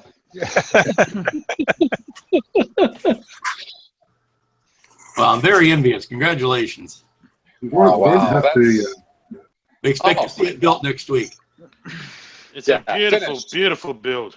I'll give you 2 weeks. Fiber lighted, mounted. Use fiber optic like this, so you could probably build it within a week. Yeah, but I think this will take me rather longer than a week.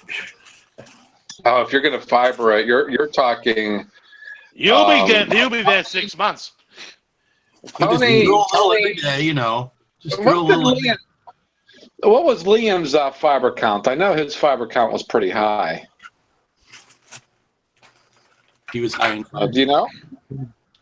I think There's a lot. Liam said it was about 60 or something. Well, that's Maybe more. Well, no, Tony with his used 200 feet of fiber. He used 200 feet of fiber, yeah. So if you're getting fiber on that size, depending on how you figure your fiber optics out, you're looking at least 300 feet. Mm-hmm. Yep. Holy crap! That's huge. That thing is huge. I think that's the Sylvester one. Yeah, it is. That thing, I'll tell you what. To get that thing from Russia to here, we're talking multi-dollar. From what Reagan used to call the evil empire to the Star Wars empire.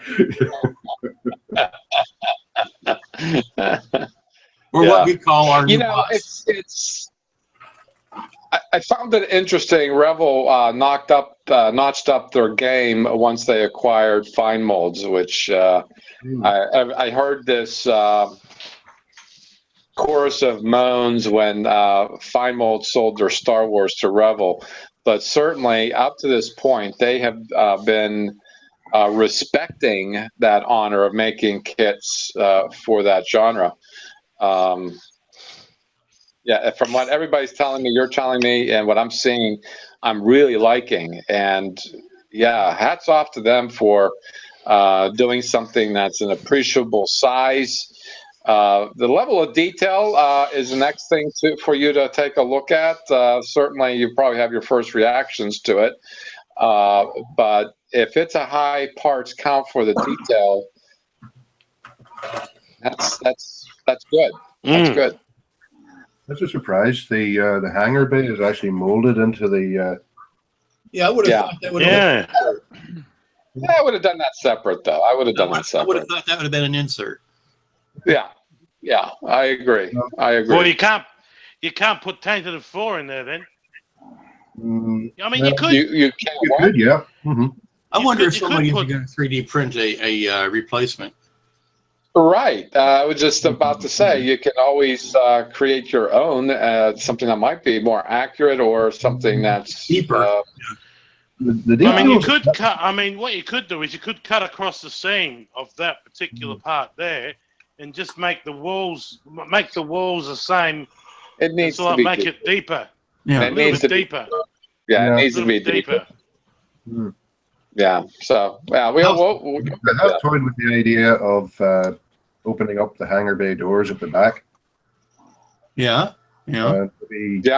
Maybe scratch build a Tidarium shuttle to sit in. Yeah, you could do that. You could do that. A nice size kit. You can do anything with it. Yeah. Yep. I mean, that's as I was saying before, that's the beautiful thing. You can actually do a scratch build a part, say for that Star Destroyer. You could do a small tentative 4, or you could do a small Falcon for the back, or as Randall would say, as Randall said, have a Imperial shuttle with a couple of TIE fighters sort of like coming. Look at that. Yeah, that's not bad. That is big. That is big. That looks really good. That's without the sidewalls. That's without the sidewalls. That's what she said. Yeah. All them first stormtroopers that's what she said. Hanging onto the floor for grim life. And that's what she said. Yeah, it's a crime if you don't light up those engines at least.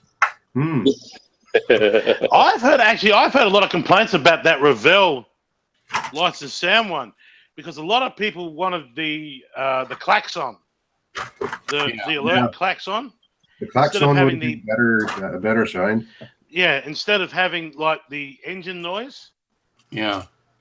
I mean, with my Falcon, with my Revell Force Awakens Falcon down there, it's got engine, the lasers, and it's also got the concussion missiles going off too. So if you think about that, you've got the engine, the lasers, and the concussion missiles going off each time you press the button. The back wall has its own baggie. Oh, so it's all one piece. Yeah. Holy hell! Well, what are the other 350 pieces then? Seriously. They're They're all scattered. tiny guns. There you Oh, go. bloody hell! Screws for his 2 other bags. Yeah. I don't know what's worse, the Missouri or that thing. I think Missouri has with something like this, you can get away with that little thing called artistic license. Yeah. There you go. There you Too go. many people. There's too many rivet counters on the Missouri. 1, 2, 3, 4. Talking about rivet counters, I've actually seen posts on Facebook and YouTube and things like that where people are actually complaining about the accuracy of this kit, where they're that some of the sidewalls and the superstructure are too shallow. This, that, and the other thing. They're adding a lot more. People complain people would complain if let me put it this way. I'm just happy that we have a reasonable Star Destroyer this big. Yeah. Yeah. Good. I mean, people complain about the bikes and everything like that. Like that it's not a true bike or it's not a true F1. You could give them the Wow. cure. You could give some people the cure for cancer, and they'd complain it wasn't chocolate covered. Yep. Yeah. They've you got go. a chocolate covered cancer There cure. you go. Yeah, that certainly is a decent one. And you know, Yeah. I did see a posting somewhere. They did the Force Awakens Star Destroyer crashed into a sand dune. Oh, that's great. Yeah, I saw that too. There's the you know, it's really funny because I would say, and this is just an observation, after the Millennium Falcon, the Star Destroyer is probably the second most popular one. Yeah. As far as the model kit is concerned. Maybe it's because of my British background with things like the Royal Navy and things like that. I thought you were going to say because the Empire is all British. Yeah. What was that, Randall? I think because of my British background and with the British Empire and things like that, I like the Star Destroyer. Because all the bad Oh, guys. I could just see. That's your British. That's your British imperialism coming out, huh? What else do you think the Imperial- them's fighting words. Them's fighting words. Well, it was quite obvious that the Empire was all British and the rebels were all Americans. I mean, Yeah. I mean, let's face it. Yeah, actors. Yep, exactly. Only us Brits that can actually drive these big things. right into the side of a Death Star.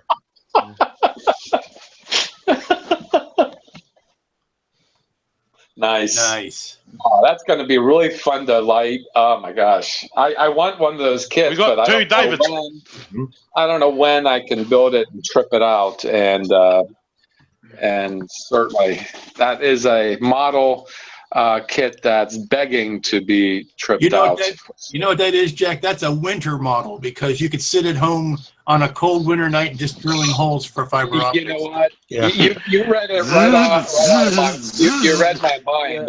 Being snowed in by 30 feet of snow in a cabin in the middle of the mountains, and that's all you're going to be doing. That's all you're doing. I have this little this vision now of this little old lady sitting by the fire, doing her knitting. This is going to be me sitting by the fire doing my drilling. Little TV tray in front of you. Then comes the sewing part, putting the fiber optics in, you know. And the room is in total disarray and repeated, written on the walls. Yep, all work and no play makes Jack a dull boy.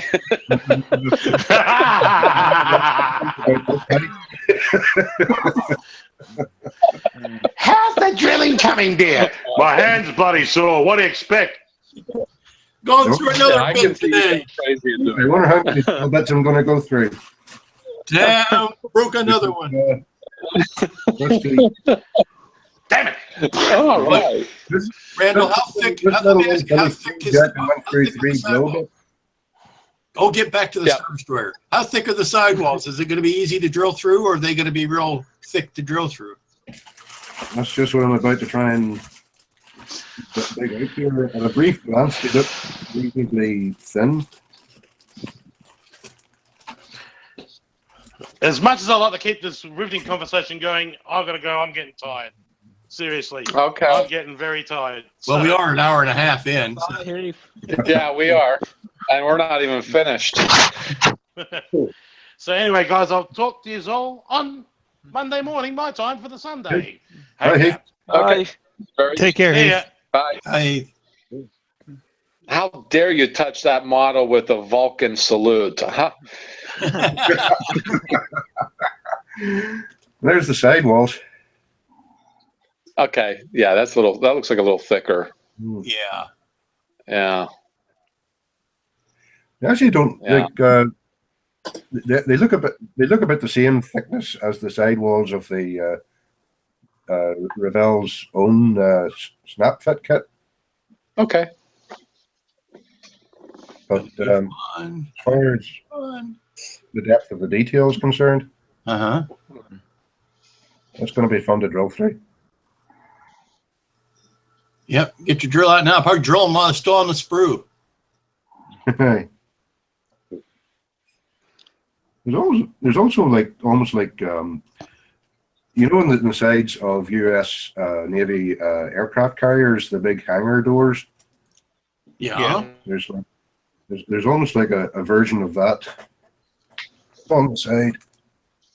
Well, that makes sense. Yeah, Yeah, they have hangar doors on the side. yeah, but it's something we would never see in the movies. Anything coming out of the sides other than blaster bolts at the bad guys or the good guys. Oops. Republic Star Destroyer had side hangar doors on them too. Mm. Yeah, Well, it's a big you one see on them open, but you didn't see them open on the Imperial Star Destroyers yet. Well, I mean, if they're kit bashing and using parts of the sides of destroyers, those are going to kind of follow with them. Hmm. Yep. Okay. Well, thank God. Kind of fun.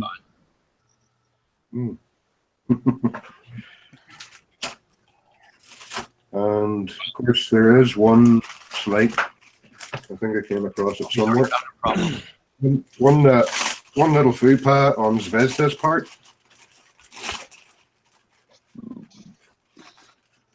Is at the back of the bridge support neck is the waste disposal is closed over, Uh-huh. where all the junk comes out whenever they go to Hyperspace, hyperspeed, whatever. Yeah, but if they were, that may have been What's a that? detail that they added for Empire, though. Yeah. I'm not sure if I'm not they were supposed to have got CAD files to for this thing and for the Revell snap together kit. I think allegedly from the original CAD files for the models, CGI for I think either a Force Awakens or for yeah, because they were physical models before then. one. Yeah. Because there are differences, a lot of differences between this and the physical models that were made for the movies. That's why I was thinking that garbage port or that trash door may not even have been on the original, but made for Empire. Yeah. Something I'm going to have to watch the opening sequence for A New Hope, just to see if it was there or not. Yeah, it's going to be fun. Yeah, it certainly is. Yeah. Yeah. Oh, when I put you in a rubber room, I'll go visit. No, when they put him in a rubber room, I'm going to his house and taking his kids. There you go.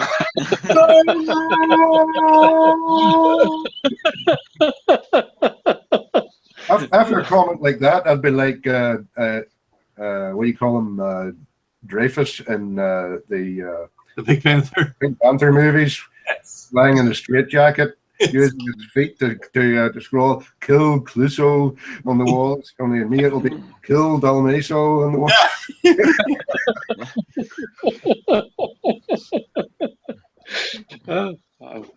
Could that be all then? I think when it comes to painting the hull of this thing. I might go lose route with the the Aztecing template that you have, the Just do a random texture over it. Yeah, because unlike the Revell kit, the Revell Snap Together kit, the panel lining is very, very shallow in this. Just broke off a bit of the sprue there, but there you go. Oh, I see it now. Yeah. I'd be tempted just to do a wash over that. Yeah, I think. Yeah. I think I could get away with just a very light wash. Yes. I wouldn't do really Yeah, we dark. aren't it with that generic template. Yeah, I wouldn't lose do the really dark wash. Then hit it with a wash. Yeah. I've seen models where they've done a really dark wash in this thing, and it makes it look really, really grubby. Well, it depends on what part, which movie you're doing, what part of it. Because the Empire, all of their equipment was always kept much cleaner than the Rebel equipment. Oh, yeah. Better repair, sure. Mm-hmm. Sure. It's like, washing a fire engine after every day because, the firemen are bored. Right. Right. Well, certainly those movies have a lot to offer, and I'm just thinking of in the prequels, you had the Federation, that thing with the ball in the middle of it and the half donut. The toilet seat. Yeah, the toilet. Oh, yeah, that's a good way. The toilet seat, and the Force Awakens. Oh no, actually no, not the Force Awakens. The Rogue One had that portal and the planetary shield. Mm-hmm. That would be interesting too. So there's a lot of possibilities in that movie, but certainly the Star Destroyer will be pretty self-contained. And I'm going to kick some notches up with this community if anybody's willing to take the bite on them. And certainly, having let the cat out of the bag already as to what my intention is for the major build. This is why I'm saying the spring builds are sister builds right out of the box, quickly put together, and go from there. And I'd like to go to war machines that are actually real as opposed to fictional. And Wayne is an expert at that. Thank you for your patience there, Wayne. Certainly your eyes were glazing over with this Star Wars talk. But you've been posting some pretty fascinating pictures of your war machines, your tanks. So what you doing now? I think I'm going to be joining Randall in the rubber room. Put up a rubber wall around the UK. That'll be good. Oh wow! That seems big. That is big. That is the hull for that. Panzer IV. 16 scale. Tamiya? And no, trumpeter. But okay, trumpeter. Okay.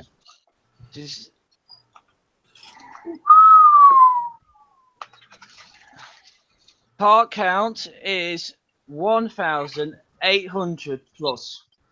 Jeez Louise. Have mercy. That's a Star Destroyer blown out of the water then. Part count.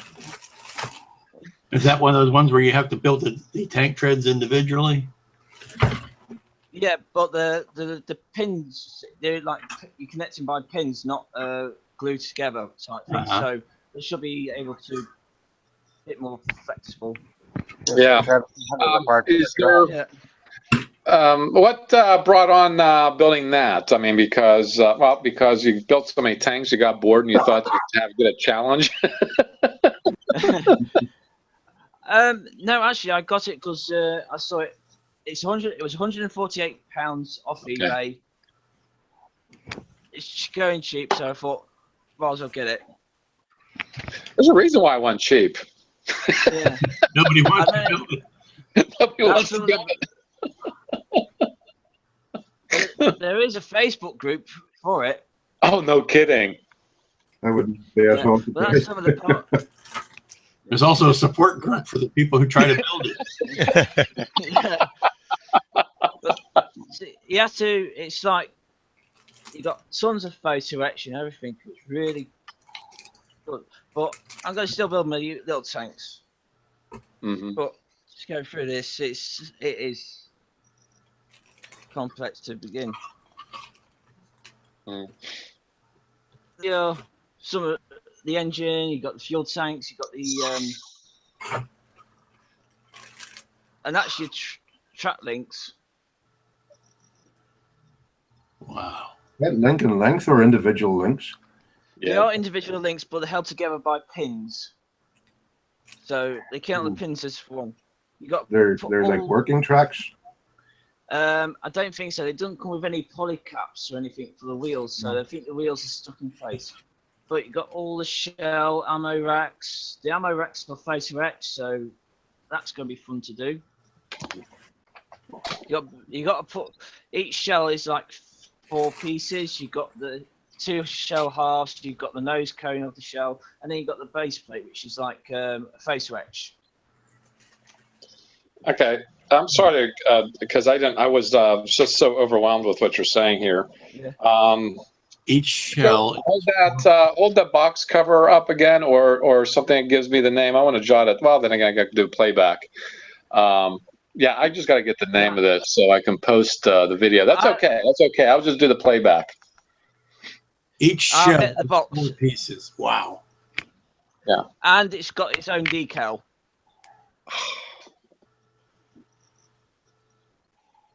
Yeah, I can see why you're going to go nuts. I mean, you certainly are going to outdo yourself. I mean, this is actually like this whole show has been about climax, like a climax, and you're bringing in a kit that's going to be like over the top, and that's what I'm really enthusiastic about. Look at that! Look at those instructions. Holy crap! That is the engine. Yeah. There's 2 phases on the engine. Well, okay. You're going to build the motor or the engine on this thing. As in the final analysis, once you're done, is it going to be seen? I'm going to do as many of the hatches open as I possibly can. Okay. But I have to go and get the box. Okay. I'll be back in a minute. If I was doing that much detail, I would have a bloody spotlight on that engine. Oh, yeah, there you go. And force people to look at it. Grab them by the scruff of the neck and shove them down in the model. Get over here and look at this. Look at this. There's the box again. Oh, wow. Oh, yeah, you showed that the other week, and I was just kind of passing it off as another tank, but certainly no. Well, I didn't know the box was a suitcase. Yeah. Seriously. I've got it's actually it says 200 pieces plus. Sorry. For an HD camera. Yeah, I don't know if anybody see that. That's the decals for the shells. Holy mackerel!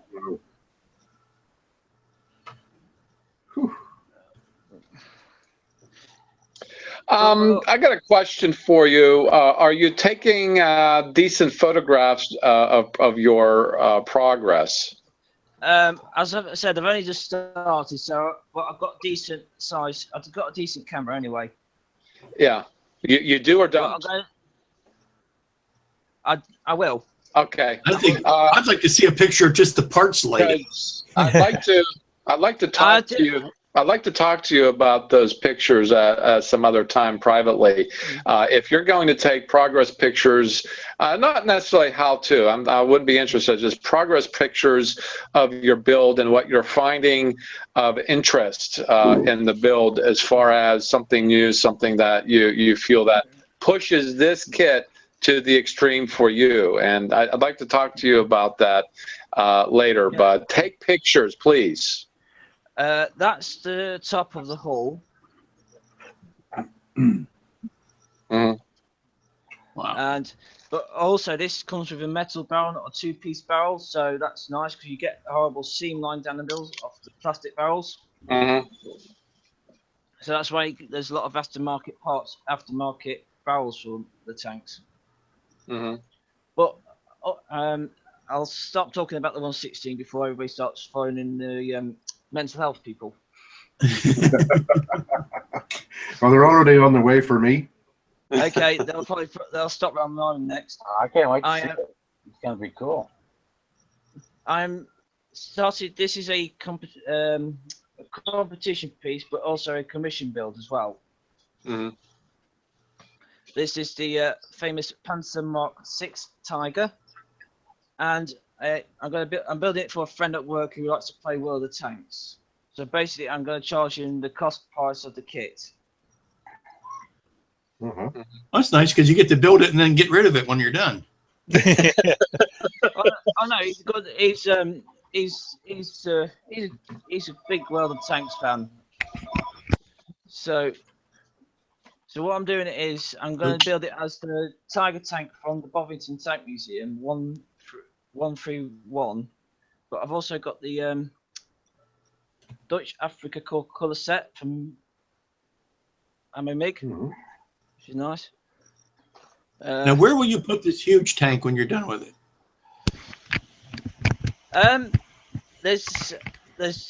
We have in Skegness we have like a model. We have a model village which is 1/16 scale, and the company I work for owns a number of places around the town. He owns a cinema. It's the local aquarium. But also, he purchased the land which the model village sits on. In the future, he wants to develop the model village into a add-on attraction to the aquarium. But under the purchasing agreement, he's got to keep the land as the model village for a number of years. Right. So, hopefully, if I want to get it done to a standard I want, I'm going to put in display on the model village. Well, that's great because a lot of people need to see that. I think it's going to be quite a showpiece. Yeah. Yeah. Yep. So I'm going to start that's going to be like my yearly through project. But I'm going to start my stunt at speed. I'm going to be late with this, so if it's past the deadline, it doesn't matter, does it? I'm sorry? I'm a bit behind because I've not had a lot of bench time over the the stunt speed. Okay. I'm glad you asked because the build goes all the way till the end of August 31st. So you got time. That's all right. I've got quite a few other builds I'm doing. I'm doing also the Unsung Heroes build with John Perry because that's my. Because it's sort of what my idea. It's my idea. So, well, that's up to you. That's up to you. I mean, I'm just going to run it till the end of August before I stop promoting it. That's all it is. And I think a lot of the builds are going to be pretty much ongoing anyway. So don't feel like you're obligated or pressured. I want you to do a good job on the tank because I've got a proposal for you when it comes to that tank. And this is a project I'm working on the side, and I think you would be interested in participating. So that's why I'm saying, take good pictures. We're going, and we'll go from there. I'll just let you know about that. And there'll be something in it for you too. Yeah, oh, wow. I'm going to be using that. That's the paint, Adam's armor paint. That's the painting guide. So I'm going to be using that on it. Also with it. But as I say, June is Tank Fest. I'm going on holiday on 23rd June. That's Tank Fest. So I've made my shopping list. I'm saving money, so I'm going to buy a load of model kits. All right. And Tank Fest is what? Tank Fest is at Bovington Tank Museum. It's it's a yearly function. It's where they have tanks from private collectors and out of the museum. They open up the museum to the general public. There's a lot of last year they had members of the Dutch Army there with one of the Leopard 2 tanks. Are you Can you post like a website announcement or something you can post on the community about that? Yes, I will. Yeah, whenever. Go ahead whenever. Not, you don't have to do it right now, just whenever. Just put that on your agenda that if you're looking at that, just post it at any time. If you're on both communities, I'd like you to do them both. Yeah, promote the hell out of that. That's actually fascinating. Yeah, with the previous years, past 2 years now, it's been sold out ever since the Fury film with Brad Pitt in. With that film, that's brought a lot of attention to the Tank Museum. And of course, they have they actually have on the Fury. They actually used 2 of the tanks there. They actually got the Tiger 131, which is a big star. Right, I do have a bit of a couple of screen shares to show you. So if that's all right. Yeah, absolutely. Go for it. Let's see if this works. Right, we're talking about egg planes. This is a egg tank. So. Yes, egg tank. That was at Randall's head. Which is I'm getting pop-ups all the time, so I can't show you that. But I'll show you something else I'm looking at.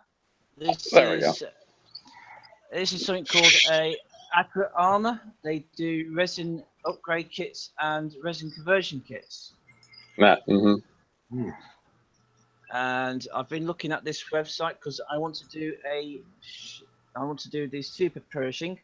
With the Ming King Tiger, which I've got in my stash, which is also the Tank Museum has actually cooperated with the Ming and actually done it scale to scale. If you know what I mean. But that is that on that tank is a 5-inch metal barrel, and this was actually used in 1945 once, and it's actually took out a King Tiger. But what they've had to do is add extra armor plates on the front, supercharged, lengthen the barrel of the gun, and then just add extra armor. Because even the Pershing couldn't stop the 88 on the King Tiger because it's a high velocity 88.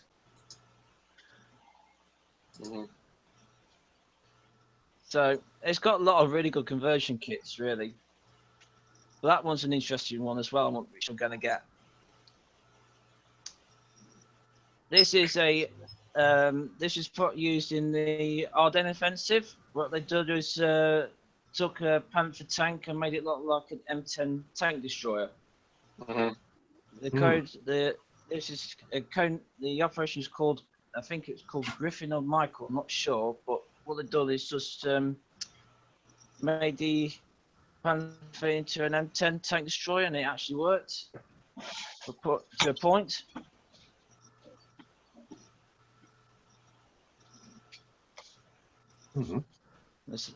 So you got that, and then you got. I've also got. Well, this is a Charioteer tank destroyer. What they've done is just stuck a 20-pound anti-tank gun on the Commonwealth chassis, because they had a lot of the Commonwealth tanks left over, and they couldn't dent Mark IV, so they can't dent the heavy at the time. So that's about it, really. Really cool. Yeah, you certainly stepped it up a notch, and I can certainly respect that very much so. Well, for me, I think I did a lot of stepping up on a lot of stuff. Not necessarily in a particularly good way. Let's see. Okay, let me get all set up here to screen share. This is a different screen share. This is actually kind of odd. Yours truly, and was not even modeling last week when this happened. And what I wanted to do was maybe surprise Mr. David, because he turned me down, but I'm insisting. Here's the box of where I got my Scooby-Doo. And I wanted to cut this out, and I needed to change the blade on my hobby knife. And I held the hobby knife in my left hand, and I went to reach for something, and I'm not even sure what the hell it was I was reaching for. I don't remember. But this is what happened to yours truly. Yikes. Boy, that was, I'm sure you can relate. Y'all can relate to this. Mm-hmm. As soon as the split second something like this happened, you say, God, was that stupid? Certainly, this was stupid. Just remember, Jack, that opposable thumb is what separates us from the rest of the herd. Or at least the rest of us from the human race as modelers. Yeah.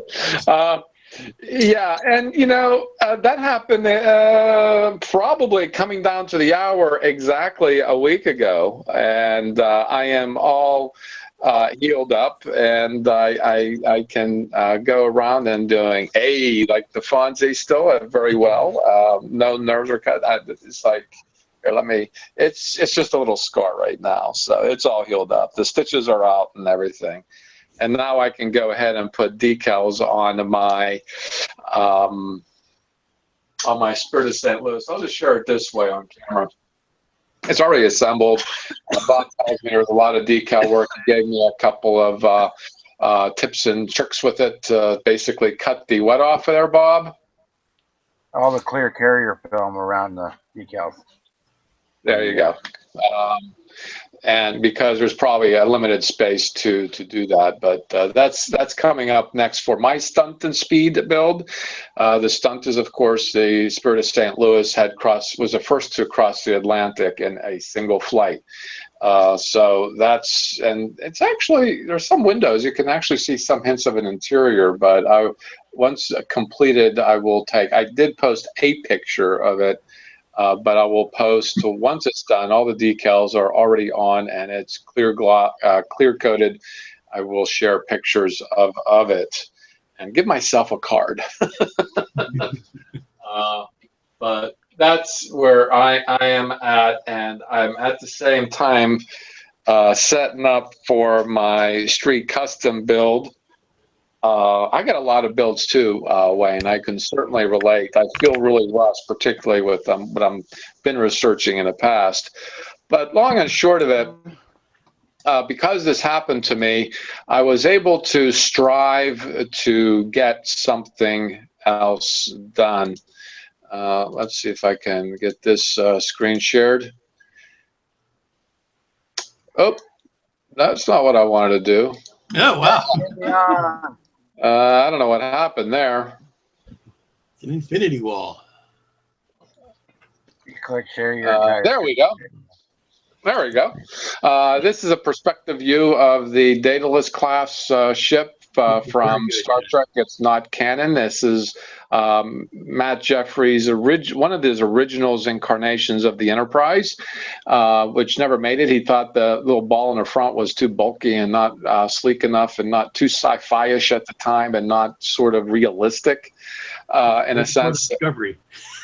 And yet it looks like the Discovery on Space Odyssey 2001 in a sense. But yeah, this is something that I was for my out of comfort zone.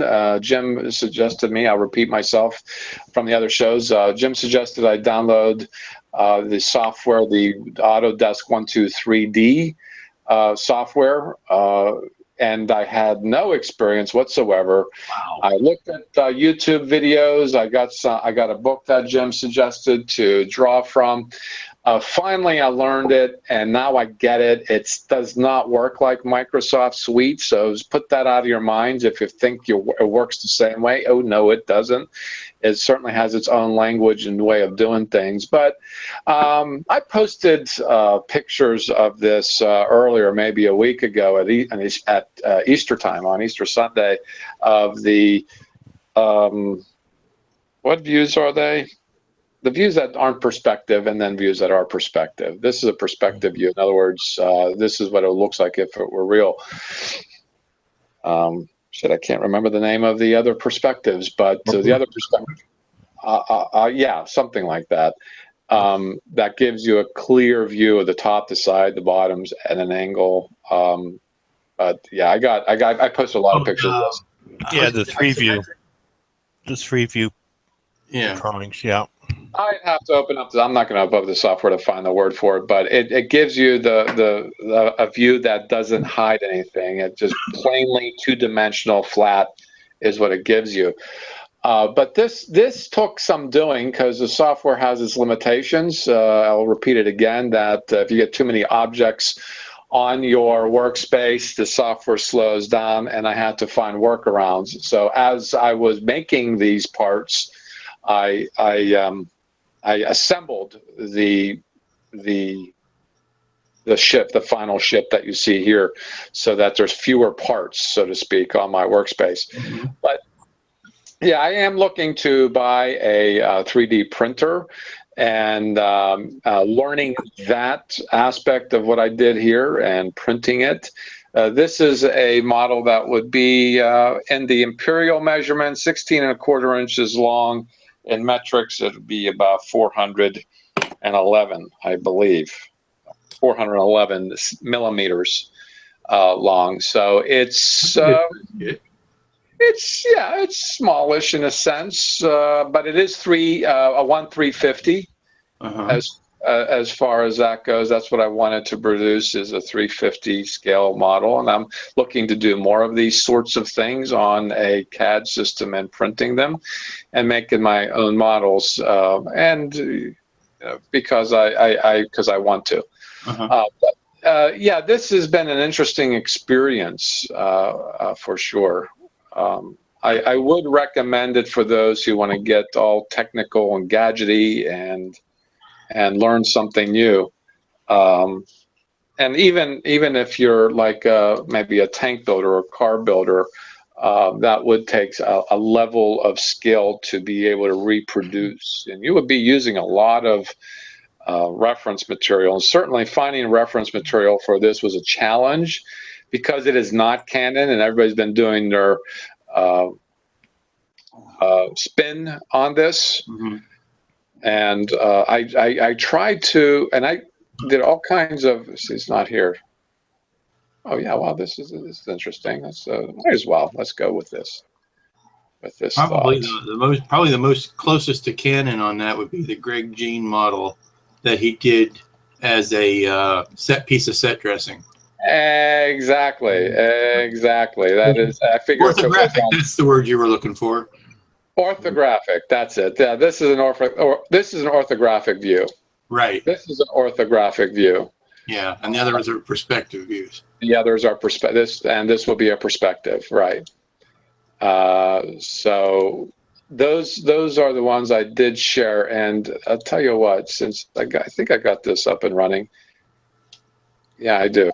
I'm going to share the pictures that I use. I didn't use a lot of pictures. I wanted to keep it under control, because there's just so much out there when it comes to this particular build. And I was actually putting together what was considered a refit, and I'm like, you know what? I'm learning the software, and a refit has these really odd. You know what? I don't like it. I don't like the refit versions. It turns out I was spending so much time on a refit. The only benefit I got out of that was to software, you know.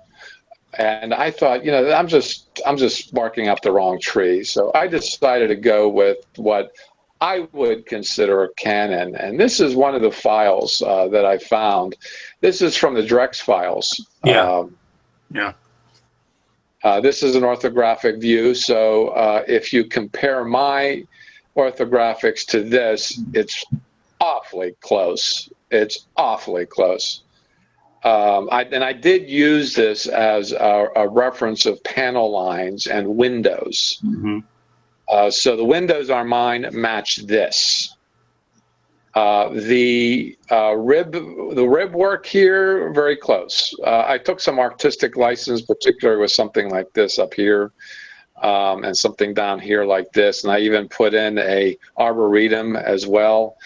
I don't have these spires on my Bussard collectors. I think the spires are kind of stupid myself, but that's just me. Yeah, but it was meant to show the earlier generation of the nacelles, of the warp engines. Yeah, yeah. And I instead put those little 3-packs right under here, the little, I call them 3-packs, that are on the Constitution from Star Trek itself. Right. So I went in that direction. But this is the model itself that was used. Yeah, that's the one. This was the one that was actually used. Here it is. And yeah, because the nacelles were basically shuttle stacks. There's a screen grab of DS9 in Cisco's office. This is the only reason I know it's the first season of DS9 is because he's not shaved bald.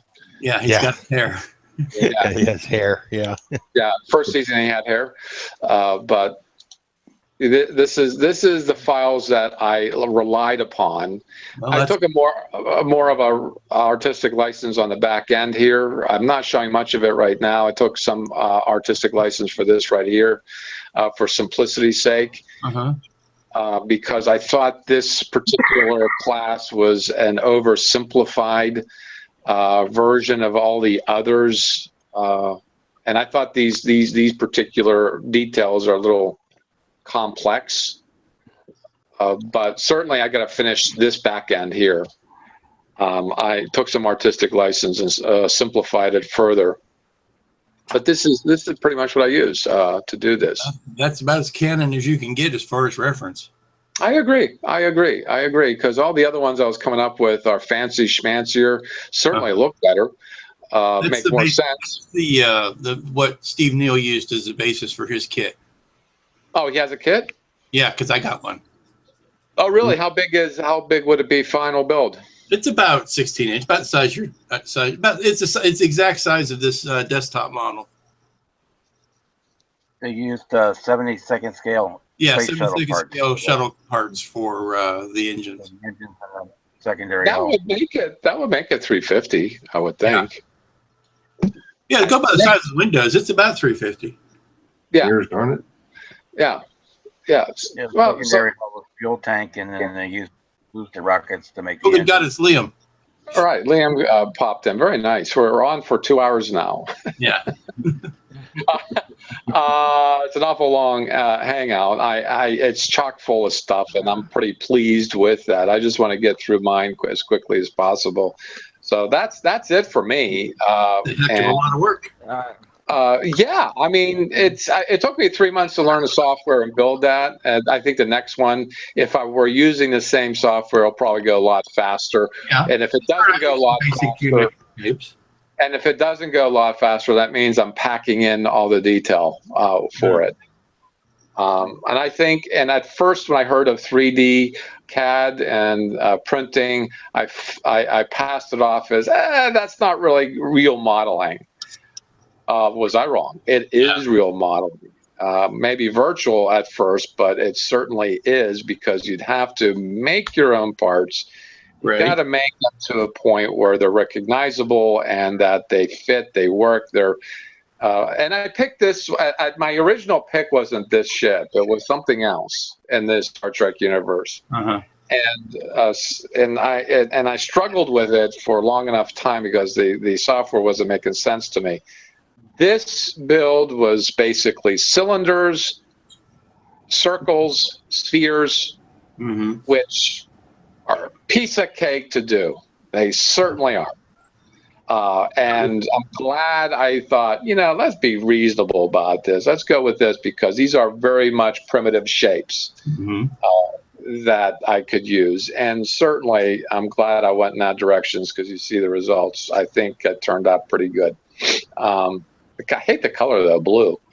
Maybe I'll go in and see if I can change the color, make it a little more, like it should be. Make it white or something, or gray. off grid or something. I don't know. Long and short of it, that's my story, and I'm sticking to it. So that's my time to murder. And Liam, my condolences as far as that goes. Well, it's not a close relative, purely my wife's sister's husband's mother. That means nothing to you. Typical Irish thing of everyone goes to the funeral, so it's a. Well, yeah, I mean, family's family. I mean, not related to you. And that's what I meant by nothing to you. It's just they're not directly related to you. It's I'm surprised to see you all still here. I was looking on my phone. I'm surprised too. Because I wanted to see Randall's latest delivery. That's what I want to see. So. Oh, you missed that. You'll have to watch it back. Watch it back. You'll have to do the rerun. No, wait, no. Okay, just for Liam.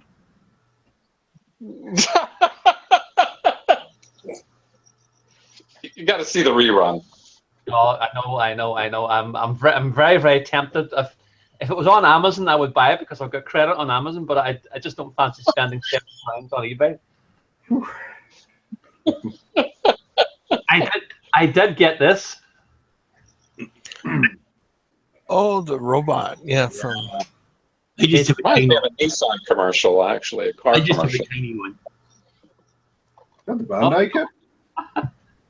$4.99 in Argus, Randall. Oh, right.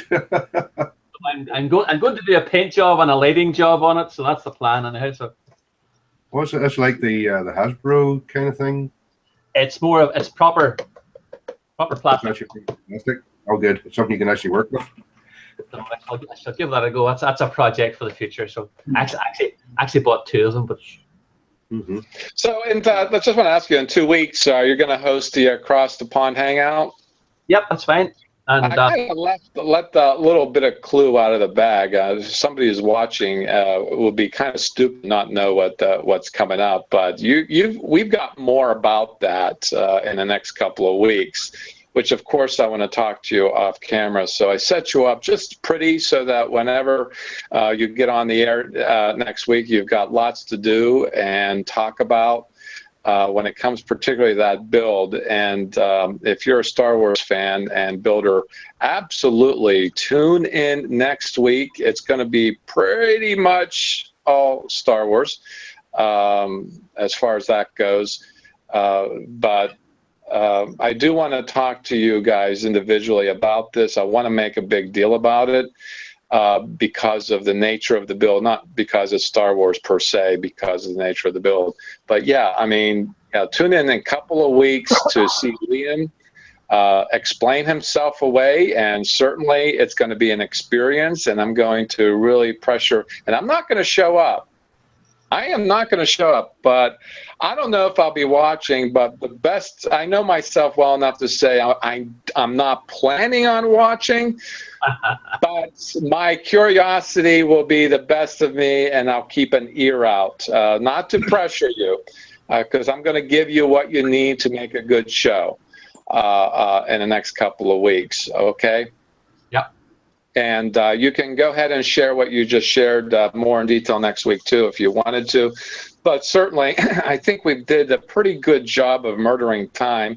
2 hours and 20 minutes. Certainly, I'm just keeping to that notion that scale modelers don't know how to count.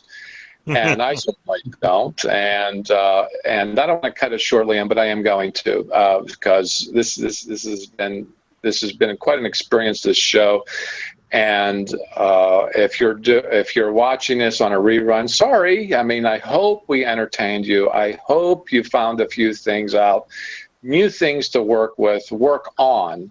That's the whole purpose of this. So if you wanted to see the past Hangouts, go to my channel, Scratch and Jack, and subscribe, like, and make a comment. Please make a comment, whether good or bad, indifferent. and a question, we'll try to get to you, or I'll try to get to you. And if I know someone who can answer your question better than I could, I will certainly point you in that direction.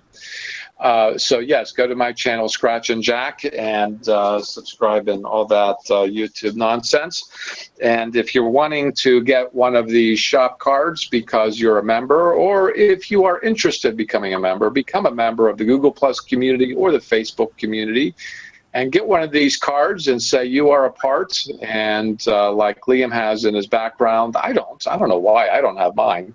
That's because mine has Scooby on it. Mine has Scooby-Doo on it.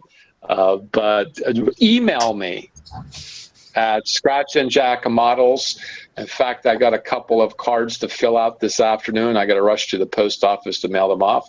scratchandjackmodels@gmail.com. And yeah, tomorrow we're going to have the Sunday Hangout. Then it's probably going to be more kick back and relax and just sort of like, you know, it almost kind of feels like Sunday Hangouts is a kind of a roundup of what we do over the weekend, and it gets to be pretty relaxed. That's because I'm tired. I'm pretty energized now. But yeah, join us in the next couple of weeks for Liam's show for Across the Pond. I promise you it will be a good show. It's going to be interesting at the very least. And also tomorrow. And hey, you know, thanks for watching and being a part of this. And happy modeling, everyone. And we'll see you in 2 weeks, or Liam will be seeing you in 2 weeks. I'll see you Sunday tomorrow. And happy modeling, everyone. So long. Good day. Bye. Bye.